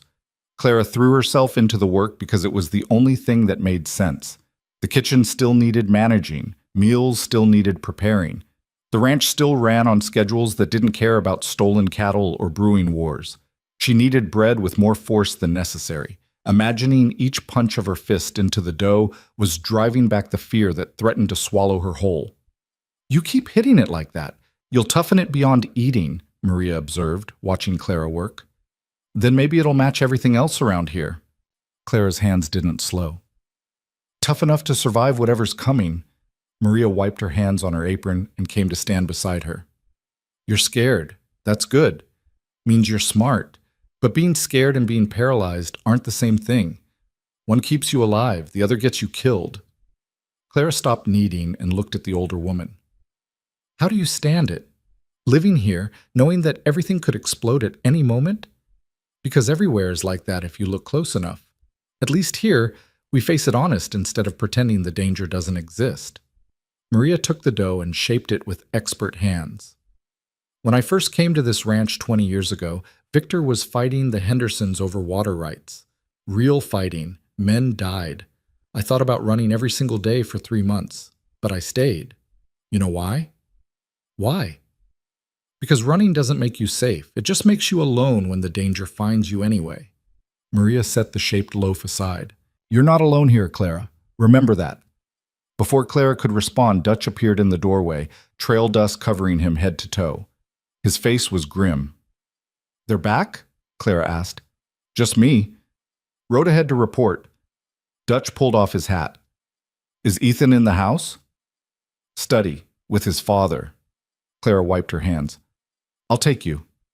She led Dutch through the house, her heart hammering. Whatever news he brought, it wasn't good.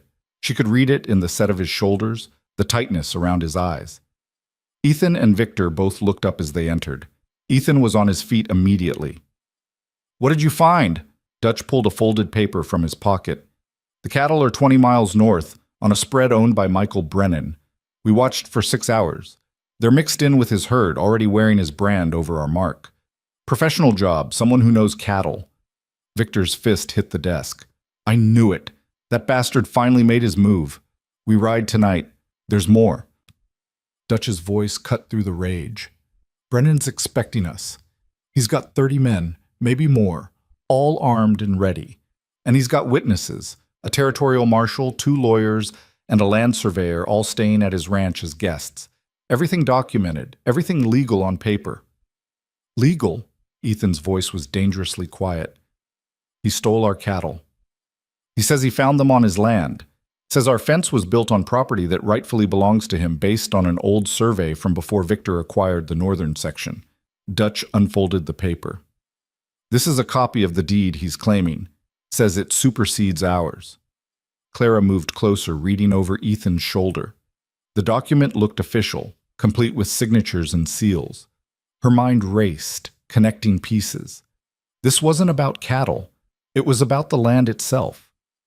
Brennan was challenging the theft that Victor had committed 30 years ago, using the stolen cattle as bait to draw them into a confrontation. It's a trap, she said quietly. All 3 men turned to look at her. He wants us to come in angry and violent, Claire continued, her voice gaining strength. With all those witnesses there, a marshal, lawyers. If we attack, we're the villains. He can claim self-defense, get our ranch seized by the territory, take back everything he lost and more. Victor's eyes narrowed. Smart girl. You're absolutely right. He looked at Dutch. What else? He sent this. Dutch pulled out another paper, this one a letter. Said to give it directly to Ethan Cross. Ethan took it and read aloud. To Ethan Cross. Your father stole my family's land 30 years ago through fraud and corruption. He destroyed my parents, drove us from our home, and built his empire on our ruin. I'm giving you one chance to make this right. Return the northern section to its rightful owners, pay restitution for 30 years of stolen profits, and publicly acknowledge what was done. Do this, and I'll return your cattle, and we can settle the rest through proper legal channels. Refuse, and I'll use every resource at my disposal to destroy everything Victor Cross built. You have 1 week to decide. Michael Brennan. Silence filled the study. Clara watched the color drain from Ethan's face as he processed what this meant. Not just a fight over cattle, a full legal assault on the legitimacy of their holdings. 1 week, Victor said flatly. The arrogant bastard gives us 1 week to dismantle 30 years of work. He's not wrong, though, is he? Ethan's voice was quiet but sharp as broken glass. You did steal that land. You told me the deed was questionable but necessary. You never said you committed outright fraud. Fraud is what the losers call strategy when they're too weak to fight back. Victor struggled to his feet, leaning heavily on his cane. I did what I had to do to survive, to build something that would last. That land was wasted on the Brennans. They didn't have the vision or the strength to make it productive. That doesn't make it yours. Ethan's control was fracturing. You lied to the courts, bribed officials, destroyed a family, and now their son is coming for payback, and we don't have a moral leg to stand on. Moral legs don't matter. Legal ones do. And legally, that land has been ours for 3 decades. Possession, improvement, continuous use, all of that counts. Victor's eyes burned. You give in to Brennan, you set a precedent. Every claim we've made, every acre we've fought for, all of it becomes questionable. This empire will collapse under 1,000 challenges. Claire's mind was racing. This was exactly what Victor had warned her about. The ugly foundations cracking under scrutiny. The choice between protecting what they had and making things right. And Ethan, caught in the middle, his principles at war with his inheritance. What if we offer a compromise, Claire heard herself say. Both men turned to her. Dutch stood silently by the door, watching everything. What kind of compromise? Ethan asked. Clara took a breath, thinking fast. The northern section is 3,000 acres. What if we offer to sell it back to Brennan at a fair price? Not give it away. That sets the precedent Victor's worried about. But sell it honestly at market value. Use that money to pay partial restitution for the years of lost profit. That's still admitting guilt, Victor growled. It's admitting the situation is complicated, that old claims have some merit and deserve consideration. Claire looked at Ethan. You want to run this ranch differently than your father. This is your chance to prove it, not by giving in completely, but by finding a middle path, justice without destruction. Ethan studied her, something shifting in his expression. And the cattle? He returns them as part of the negotiation. We drop any criminal charges. Everyone walks away with something. Clara turned to Victor. It's not perfect. It's not what you wanted. But it might be enough to stop this war before it really starts. Victor laughed, that rough cough laugh that held no humor. You think Brennan will accept that? After 30 years of waiting for revenge? I think he might, because what he really wants isn't just the land. It's acknowledgement, recognition that what happened to his family was wrong. Clara held Victor's burning gaze. Give him that, and you might rob him of his moral authority. Make him look petty if he keeps pushing for more. Silence fell again. Ethan paced to the window, staring out at the ranch. Dutch shifted uncomfortably. Victor sank back into his chair, exhausted. It could work, Ethan said finally. It's risky, but it could work. Dutch, can you get a message to Brennan? Tell him we want to meet. Neutral ground, just talking, no weapons. The old trading post at Copper Creek, Dutch suggested. Halfway between our spreads, public enough that no one can pull anything without witnesses. Make it happen. 3 days from now. Give me time to prepare. Ethan looked at his father. I'm doing this, with or without your blessing. Victor studied his son for a long moment. You're making a mistake, showing weakness. But you're the one who has to live with the consequences after I'm gone. He pushed himself upright. Do what you think is right. Just don't say I didn't warn you when it all falls apart. He left the study, each step labored, his cane tapping against the floor like a countdown to something inevitable. After he was gone, Ethan turned to Clara. That was risky. Contradicting him in front of others. Was I wrong? No, you were exactly right. That's what scares me. Ethan moved closer. You've been here less than a week, and you're already navigating family politics better than I do. I'm just trying to survive, same as everyone else. Clara felt the weight of the hidden papers under her floor. All those other secrets Victor had confessed. All the other compromises she'd eventually have to face. Do you think it'll work? The compromise? Honestly, I don't know. But it's better than the alternatives. Better than war. Better than surrender. Ethan's hand found her shoulder, a brief touch that held surprising warmth. Thank you for speaking up, for not being afraid to challenge both of us when we were headed in the wrong direction. Dutch cleared his throat. I'll ride out within the hour. Get that message delivered. He looked at Clara. Ma'am? Your instincts were good, real good. Keep trusting them. After he left, Clara and Ethan stood alone in the study. The afternoon light slanted through the windows, painting everything gold. For a moment, they were just two people trying to figure out an impossible situation, not strangers bound by legal ceremony and family obligation. Can I ask you something? Clara said quietly. Anything. Do you resent me for being here, for being part of all this mess? Ethan considered the question seriously. No, if anything, I'm grateful. You see things I miss. Ask questions I wouldn't think to ask. You're not blinded by loyalty to my father or hatred of his methods. You're just honest. He paused. I know this isn't the life you imagined. Hell, it's not the life I imagined either, but maybe we can make something decent out of it anyway. Maybe. Clara felt something loosen in her chest. Not love. They weren't there yet, might never be there. But partnership, understanding, the beginning of trust. The next 3 days were a controlled chaos of preparation.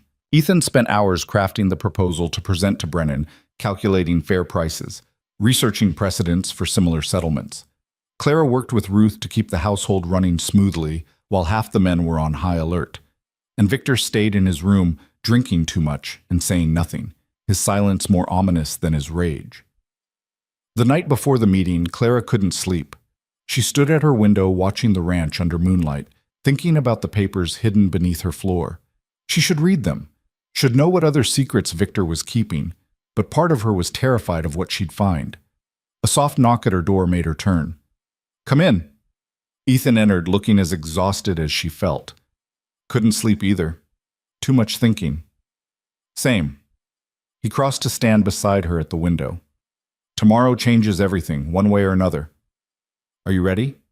"No, but I'm going anyway." He glanced at her. "Will you come with me? To the meeting?" Claire's breath caught. "Why?" "Because Brennan's anger is at my father, not you. Because having a woman there might keep things from getting violent. And because," he trailed off, searching for words, "because I trust your judgment, and I might need someone to stop me if I'm about to do something stupid." "You're asking me to be your conscience?" "I'm asking you to be my partner. In this. In all of it." Ethan's voice was rough with something that might have been vulnerability. "I know we barely know each other. I know this marriage was a transaction, not a romance. But we're in this together now, and I'd rather face tomorrow with you beside me than alone." Clara looked at this man she'd married less than a week ago. This stranger who was slowly becoming less strange, who trusted her enough to show uncertainty, who asked for help instead of demanding obedience. "I'll come," she said. "But if this goes wrong, if it goes wrong, we'll figure it out together." Ethan's hand found hers in the darkness. "That's the deal, right? Whatever comes, we face it together." "That's the deal." They stood at the window for a long time, hands clasped, watching the stars wheel overhead. Two people bound by circumstances, trying to forge something real from a foundation of necessity. It wasn't the story Clara had imagined as a girl, but it was honest, and maybe that was worth more than any pretty lie. Dawn came cold and clear. Clara dressed in practical clothes, sturdy riding skirt, work shirt, boots that could handle rough ground. She braided her hair tight and checked her reflection. The woman looking back was harder than she'd been a week ago, more certain, less afraid. Ethan was waiting in the yard with 3 horses. Dutch would accompany them as protection and witness. The rest of the ranch watched them prepare to ride out, tension evident in every face. Victor appeared on his porch, leaning heavily on his cane. He looked worse than Clara had ever seen him, the cancer eating faster now. But his eyes were clear as he called out, "Ethan!" Ethan turned. "Father? Don't give away more than you have to. And remember, mercy is weakness if they mistake it for fear." Victor's voice carried across the yard. "But if you believe this is the right path, then walk it without looking back. Second-guessing yourself is what gets you killed." It was as close to a blessing as Victor Cross was capable of giving. They rode out as the sun climbed higher, 3 riders heading north toward Copper Creek and whatever waited there. The journey took 2 hours, the landscape gradually changing from cross territory into neutral ground. Clara used the time to steady her nerves, rehearsing possible scenarios in her mind. The old trading post sat at the confluence of 2 streams, a weathered building that had seen better days. 3 horses were already tied outside. As they approached, Clara could see men waiting on the porch. Michael Brennan was easy to identify. He stood in the center, a man in his early 40s with iron gray hair and eyes that burned with the same intensity as Victor's. The years hadn't been kind. His face was weathered, his frame lean from hard work and harder living. But he carried himself with dignity, with purpose. 2 other men flanked him, both armed, both watching the approaching riders with wary eyes. Ethan dismounted first, then helped Clara down. Dutch stayed with the horses, hand near his weapon, but not threatening. "Brennan," Ethan said, his voice neutral. "Cross." Brennan's eyes swept over them, lingering on Clara. "You brought your wife. Interesting choice." This concerns the future of the ranch. She's part of that future. Ethan gestured to the building. Can we talk inside? Just the four of us. Leave the guns outside. Brennan considered this, then nodded. He told his men to wait, as Ethan told Dutch the same. The four of them entered the old trading post, leaving their weapons by the door. Inside, dust motes danced in the light streaming through cracked windows. An old table sat in the center. They gathered around it like negotiators in some ancient treaty. You got my message, Brennan said. You here to accept my terms? I'm here to offer a compromise. Ethan pulled out papers. The northern section, I'm prepared to sell it back to you at current market value. 3,000 acres at $12 per acre, $36,000. Brennan laughed, bitter and sharp. You want me to buy back land you stole from my family? Land that cost my father everything he had? I want to acknowledge that the original claim was questionable, that your family was wronged, but simply handing it over sets a precedent that could destroy not just our ranch, but the entire territorial economy. Ethan's voice was steady. This way, you get your land back, you get compensation, and we both move forward instead of destroying each other. Compensation? Brennan's face twisted. My mother died of heartbreak within a year of losing that land. My father drank himself to death 5 years later. Your father destroyed my family, and you think money makes that right? Clara spoke up before Ethan could respond. No, money doesn't make it right. Nothing can undo what happened, but continuing the cycle of destruction doesn't honor your parents' memory. It just creates more victims. Brennan's eyes fixed on her. Easy to say when you're wearing the crown stolen from my family. I'm wearing work clothes and riding boots, same as you. I didn't choose the sins of the past any more than you did. Clara held his gaze. But we can choose what happens next.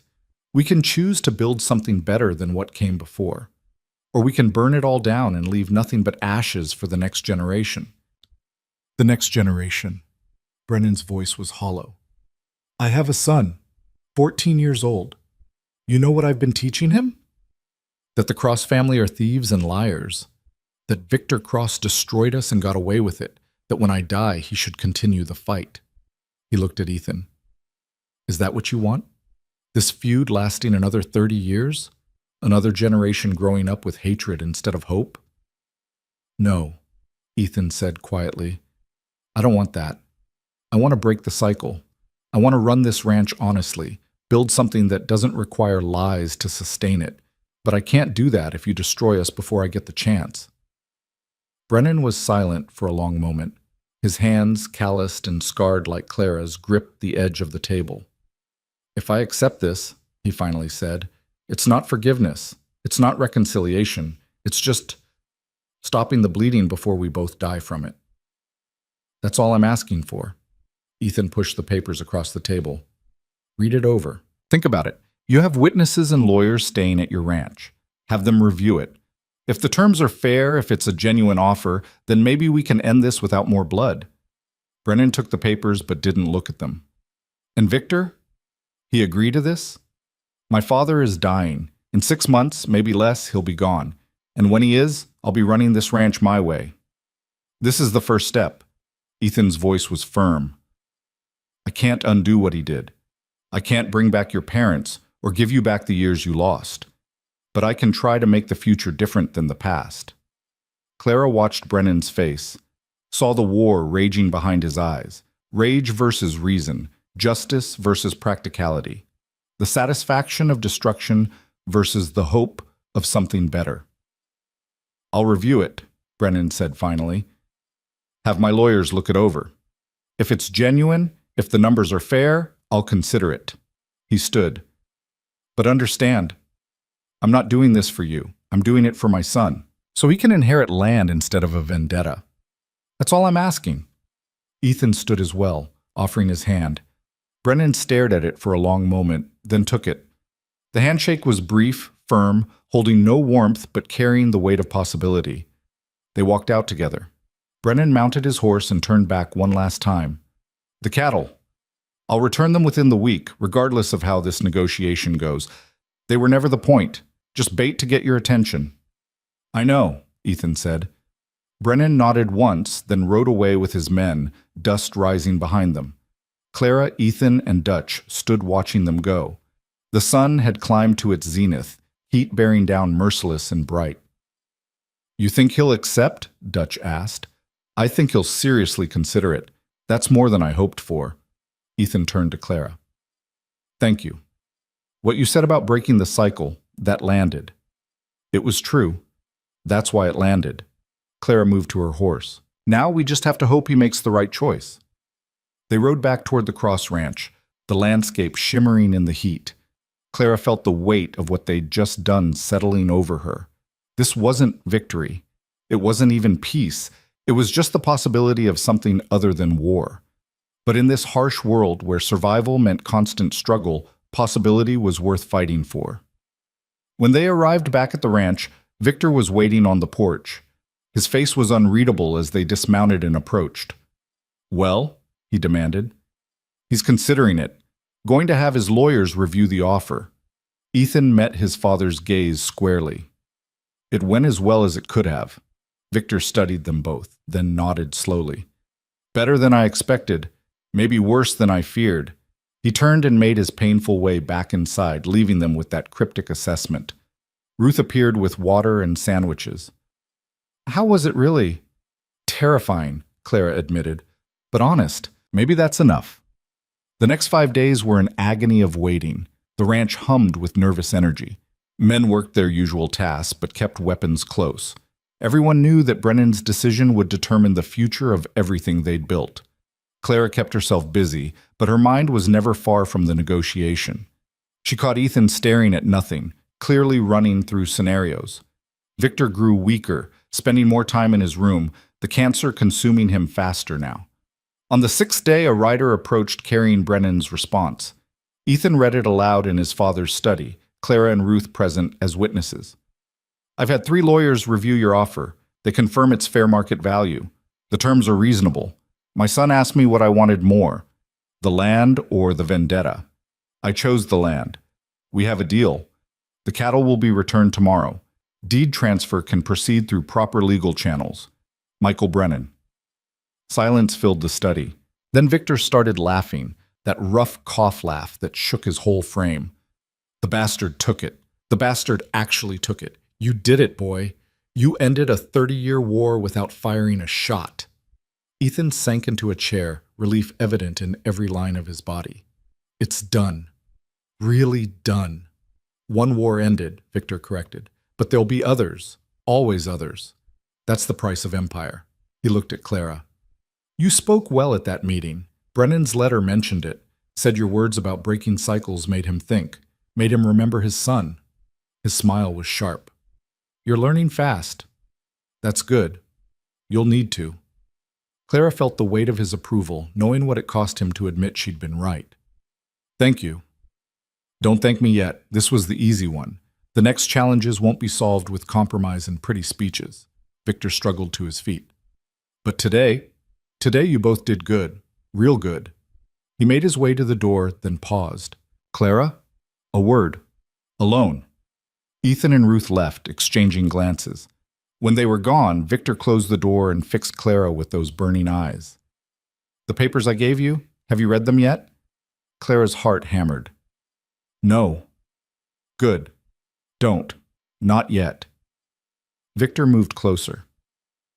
"What you did with Brennan, finding the middle path, the compromise that nobody loses completely, that's going to be your weapon going forward. The problems in those papers, they're bigger than Brennan, messier. But the same principle applies. Find the path that fixes things without destroying everything." He gripped her shoulder with surprising strength. "I'm dying faster than the doctors thought. Maybe weeks now, not months. When I'm gone, you'll read those papers, and then you'll decide how much truth Ethan can handle and when he can handle it. Trust your instincts. They're good." "Why me?" Clara asked. "Why not just tell him everything yourself?" "Because he loves me despite everything. That love makes him blind to how to fix what I broke without hating me for breaking it." Victor's voice was raw. "But you don't love me. You see me clear, and that clarity is what he's going to need." He released her shoulder. "You're stronger than I gave you credit for. Stronger than that first girl." Maybe strong enough to save this empire I built on sand. He left before Clara could respond, his cane tapping away into silence. Clara stood alone in the study, Victor's words echoing in her mind. She thought about the papers hidden under her floor, about the secrets still waiting, about the responsibility being placed on her shoulders to judge when and how to reveal the truth. But she also thought about what they'd just accomplished. A war ended through honesty and compromise. The enemy turned into a wary partner. A future opened that had seemed impossible days ago. Maybe Victor was right. Maybe she was strong enough for this. For all of it. For the battles still coming and the choices still waiting. Clara walked out into the afternoon sun, where Ethan stood talking with Dutch and several other hands. He saw her and smiled, a real smile, not the careful control he usually wore. "We did it," he said, pulling her into a brief, surprising hug. "We actually did it." Clara hugged him back, feeling the solid reality of him. Her husband, her partner, the man she was building a life with one impossible day at a time. "We did," she agreed, "and we'll do it again. Whatever comes next." Because the war wasn't over. Victor had been right about that. There would be other challenges, other enemies, other ugly truths crawling out from the Empire's foundation. But Clara Cross wasn't afraid anymore. She'd faced down a 30-year vendetta and found a way through it. She'd earned her place at this table, in this fight, beside this man. The future was uncertain. The past was unforgiving. The present was demanding. But Clara was ready, for all of it, whatever it took. Victor Cross died 3 weeks later on a Tuesday morning when the sun came up red as blood over the Montana horizon. Clara was in the kitchen preparing breakfast when Ruth appeared in the doorway, her face pale and set. "He's gone," was all she said. The words hung in the air like smoke. Clara's hand stilled on the dough she'd been kneading. Around her, the kitchen fell silent. Maria crossed herself. Beth started crying quietly. Susan just stood frozen, a knife in her hand and tears streaming down her weathered face. "Does Ethan know?" Clara asked, her voice sounding strange and distant. "He was with him at the end. Hasn't left the room." Ruth's eyes were dry but haunted. 20 years I worked for that man. He was hard and cruel and brilliant and impossible, and now he's just gone. Clara wiped her hands and walked through the house toward Victor's room. The hallway seemed longer than usual, each step carrying weight. She could hear voices ahead, the doctor's low murmur, other sounds she couldn't identify. The door stood open. Victor lay in his bed, finally still after months of fighting. Death had smoothed the pain from his face, leaving behind something almost peaceful. Almost. Ethan sat beside the bed, holding his father's hand.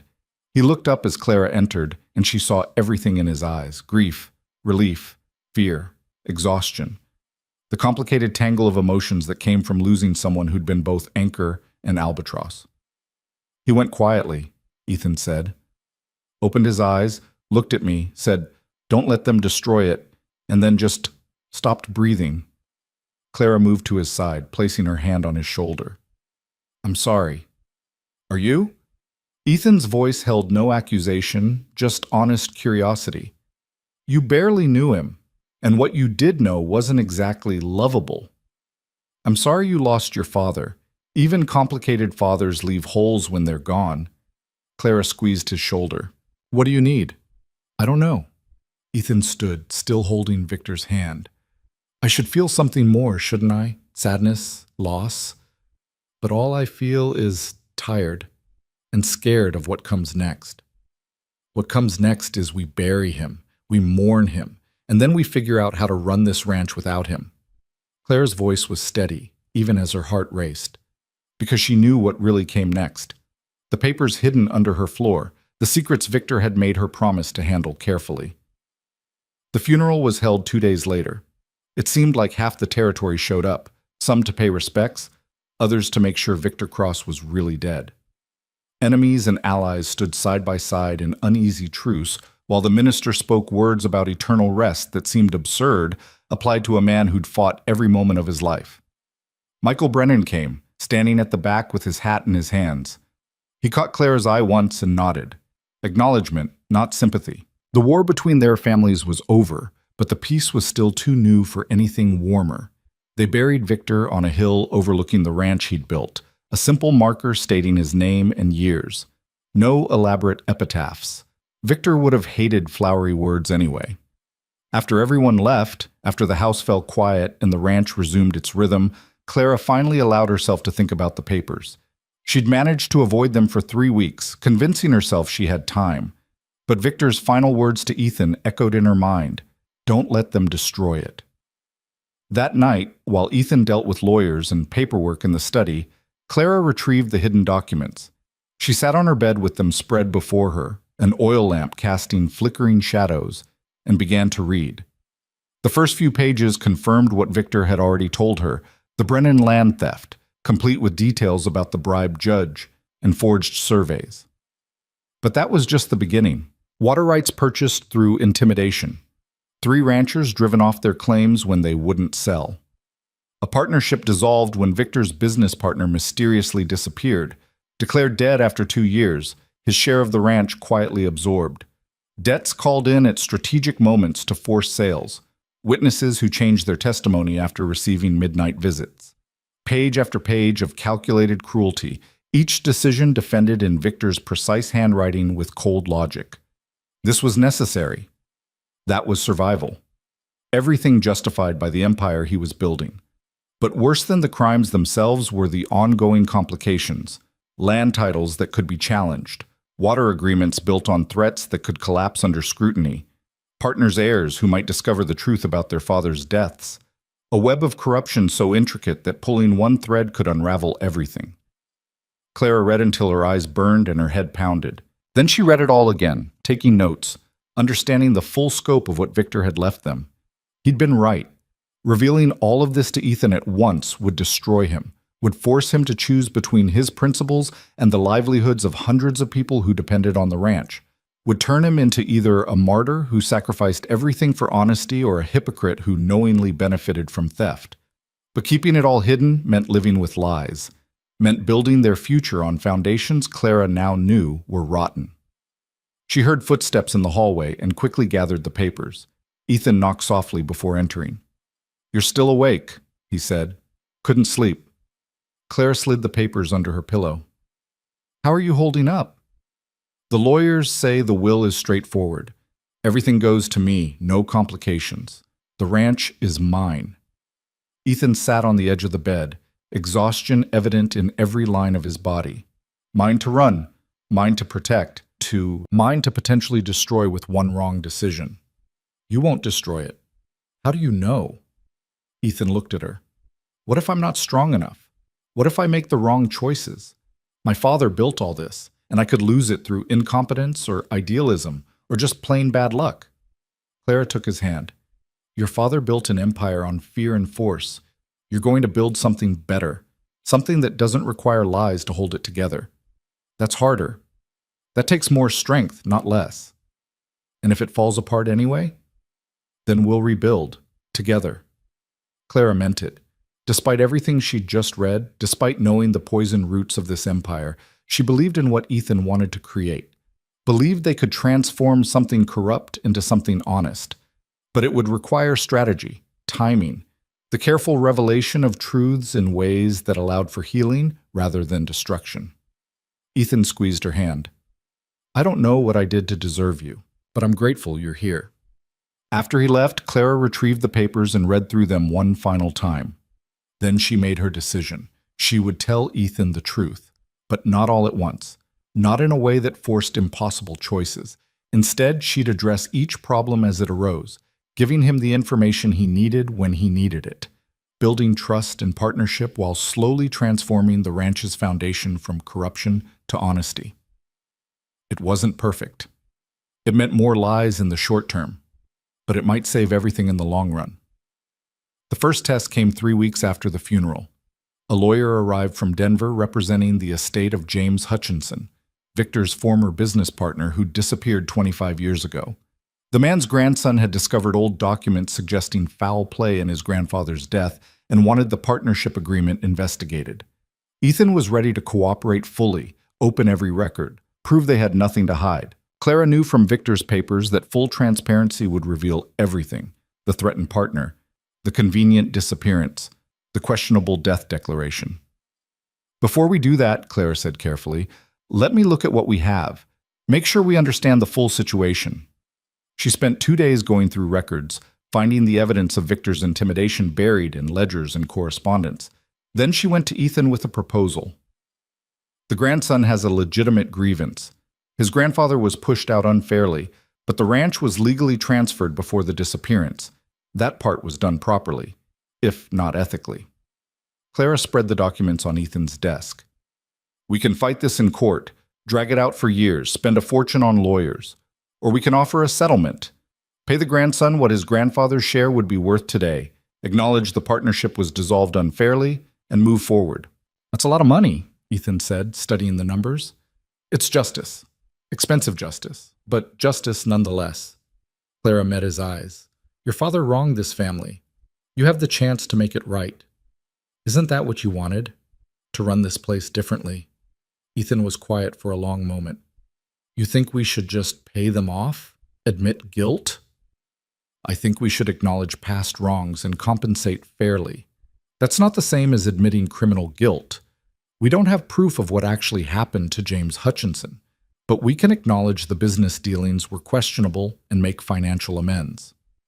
And if word gets out, if it encourages others to come forward with claims, then we handle each one honestly. Some will be legitimate, some won't, but we evaluate them fairly and make decisions we can live with. Clara's voice was steady. This is what transforming the ranch looks like. It's not dramatic. It's not quick. It's just one honest decision after another until the foundation is solid. Ethan studied her face, seeing something there that made him nod slowly. All right, draft the settlement offer. Let's see if they'll accept it. They did. The Hutchinson grandson took the money and closed the case, publicly stating that while questions remained about his grandfather's death, the Cross family had acted honorably in settling the business dispute. It was the first crack in Victor's wall of secrets, handled carefully enough that it didn't bring the whole structure down. More challenges came throughout that first year. A water rights dispute that Clara helped negotiate to everyone's benefit. A land boundary disagreement that Ethan settled through honest surveying instead of intimidation. Each problem addressed with transparency and fairness, slowly rebuilding the ranch's reputation from feared to respected. And through it all, Clara carefully managed the flow of information, telling Ethan enough truth to guide his decisions without overwhelming him with the full scope of Victor's sins. It was a delicate balance, one that required constant vigilance. 6 months after Victor's death, Brennan visited the ranch, not as an enemy, but as a neighbor checking on mutual concerns about drought conditions. He and Ethan talked for hours about water management, shared resources, coordinated planning. Clara watched them from the porch. These two men whose families had been enemies for 30 years, now working together. It wasn't friendship, too much history for that, but it was cooperation, partnership, the beginning of something better. You're doing, Ruth said, appearing beside her. Ethan's doing. He's the one making the hard choices. But you're the one helping him see which choices need making. Ruth's eyes were knowing. Victor told me he gave you something. Information about the ranch's history. I don't know what it said, but I know it wasn't pretty. Clara didn't confirm or deny. Whatever it was, it's being handled. Good. Because this place needs both of you, Ethan's principles and your pragmatism. Together, you might actually pull off what Victor never could, building something that lasts without requiring constant violence to sustain it. That night, Clara went through the papers again. She'd addressed maybe half the issues Victor had documented. The other half would take years, patient work, careful negotiations, gradual transformation. But it was possible. She could see the path forward now. The second test came in the form of Clara's family. Catherine and Margaret arrived unannounced on a cold November afternoon, driving a wagon that had seen better days. Clara was in the yard when they pulled up, and her first instinct was to turn and walk away, to pretend she hadn't seen them. But she was Clara Cross now, not the invisible daughter. She stood her ground. Catherine looked worse than when Clara had left. Thinner, her beauty dimmed by hardship and disappointment. Margaret had aged years and months, her face pinched with desperation. Clara, Margaret's voice held forced warmth. Look at you. living in luxury while your family suffers. What do you want? Clara's tone was flat. Is that any way to greet your mother and sister? Margaret climbed down from the wagon with difficulty. We've come to visit, to see how you're doing, to reconnect. You disowned me, told me I was dead to you. We were upset. You can't hold that against us. Margaret looked around the ranch with naked envy. You've done well for yourself, married into wealth, living in this palace while your father loses everything. Clara felt old anger stirring but kept her voice level. Where is my father? Catherine finally spoke, her voice small. Gone. He lost the ranch 6 weeks ago. The bank foreclosed. He took what money was left and disappeared. Left us with nothing.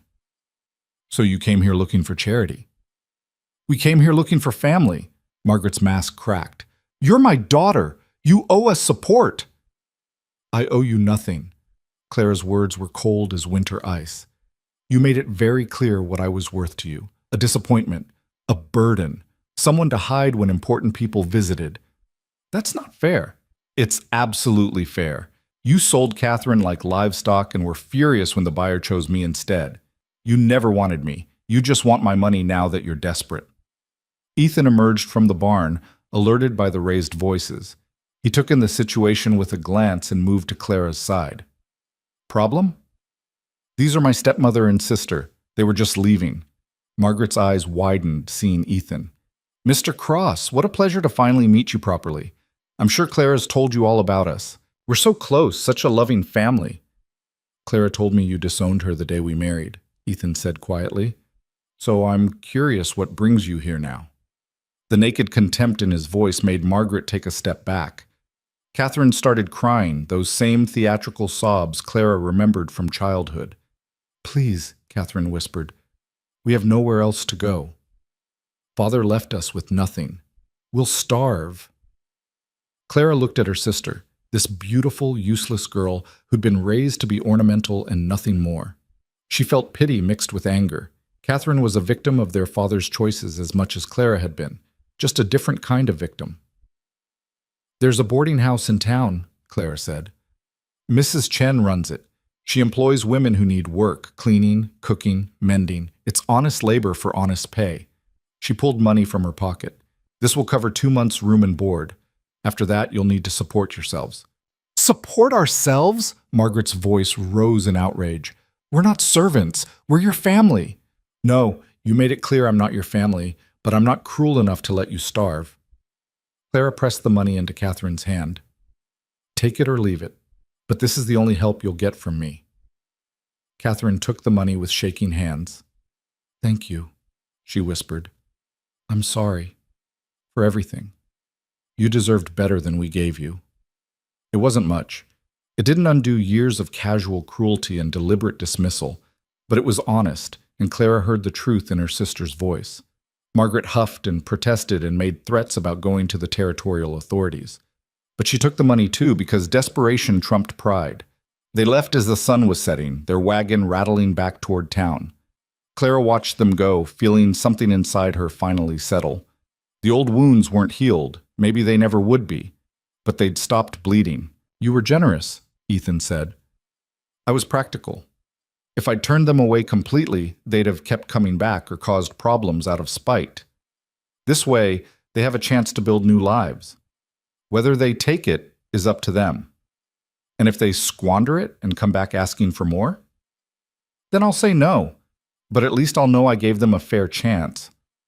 Clara leaned against him. I'm not my father. I won't abandon family completely, but I'm also not the doormat I used to be. They get one chance. What they do with it is their choice. Ethan's arm came around her shoulders. When did you get so wise? Somewhere between kneading bread and negotiating with angry ranchers. Clara smiled. Still learning, though. Every day. The winter was harsh that year, testing everyone's resolve. Cattle died despite their best efforts. Supply lines froze. Men got sick. The ranch that had seemed invincible under Victor's iron rule proved vulnerable under Ethan's gentler management. But they survived. Made it through to spring through hard work and cooperation and the goodwill they'd been building with neighboring ranches. When the Brennan Ranch lost their barn to fire, Cross Ranch hands helped rebuild it. When Cross cattle broke through a fence onto the Henderson property, the Hendersons helped round them up instead of demanding payment. Slowly, impossibly, the territory was healing from decades of Victor Cross's scorched earth tactics. Clara celebrated her first anniversary married to Ethan on a mild spring day that promised warmth after months of cold. They had dinner alone for the first time in weeks, just the two of them in the formal dining room that rarely got used. 1 year, Ethan said, raising his glass. I know it hasn't been what you imagined. It's been better. Clara meant it. Harder, yes, but better, more honest. Do you regret it? Saying yes to a stranger? Leaving your family? Clara thought about the question seriously. No, I regret the circumstances that made it necessary. I regret that my father was the kind of man who'd sell his daughter. But I don't regret the choice I made. This life, this partnership, it's the first real thing I've ever had. Ethan reached across the table and took her hand. I chose you because I thought you could survive. But you've done more than survive. You've transformed this place, made it better, made me better. We made each other better. That's what partnership means. I love you.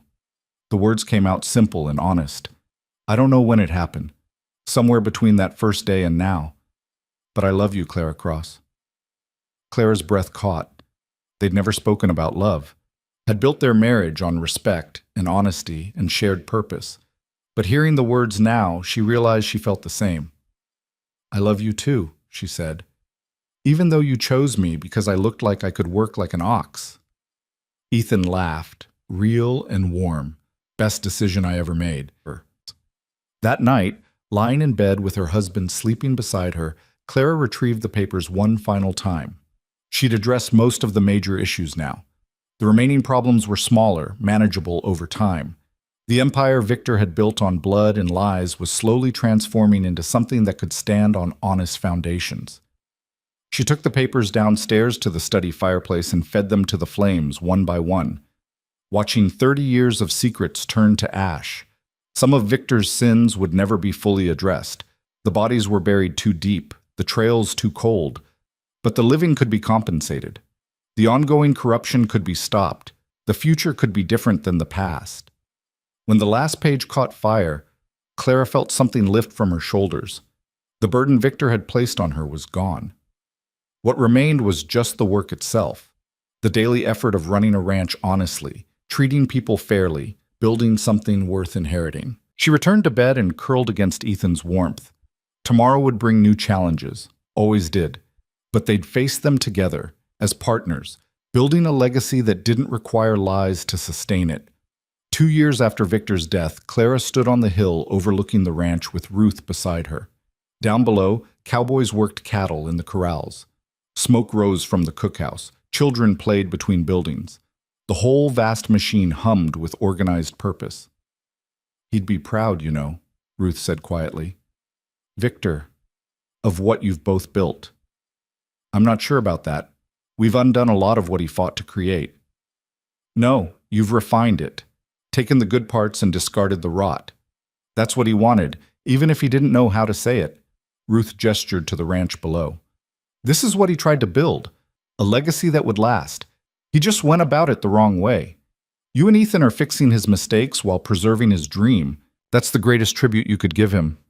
Clara thought about that, about the papers she'd burned, about the secrets she'd carefully managed and the truths she'd strategically revealed, about the empire transformed from feared to respected through honest work and fair dealing. Maybe, she said, or maybe we're just doing our best with what we inherited, trying to build something our children won't have to apologize for. You're pregnant. Ruth said it as fact, not question. Clara's hand went to her stomach instinctively. 3 months. How did you know? I've been watching women long enough to recognize the signs. Does Ethan know? Not yet. I wanted to be sure. Clara smiled. We're going to have a baby. A real cross heir. One who'll inherit something built on honest foundations instead of stolen land. That child will be lucky. To have parents who understand that legacy isn't just what you leave behind. It's how you earned it in the first place. Ruth squeezed Clara's hand. Victor would have loved being a grandfather. even if he would have been terrible at it. They stood in comfortable silence watching the ranch work. Clara thought about the future, the child growing inside her, the empire she and Ethan were building together, the legacy they'd pass down. It wasn't perfect. Nothing built by human hands ever was. But it was honest, hard-earned, something worth fighting for.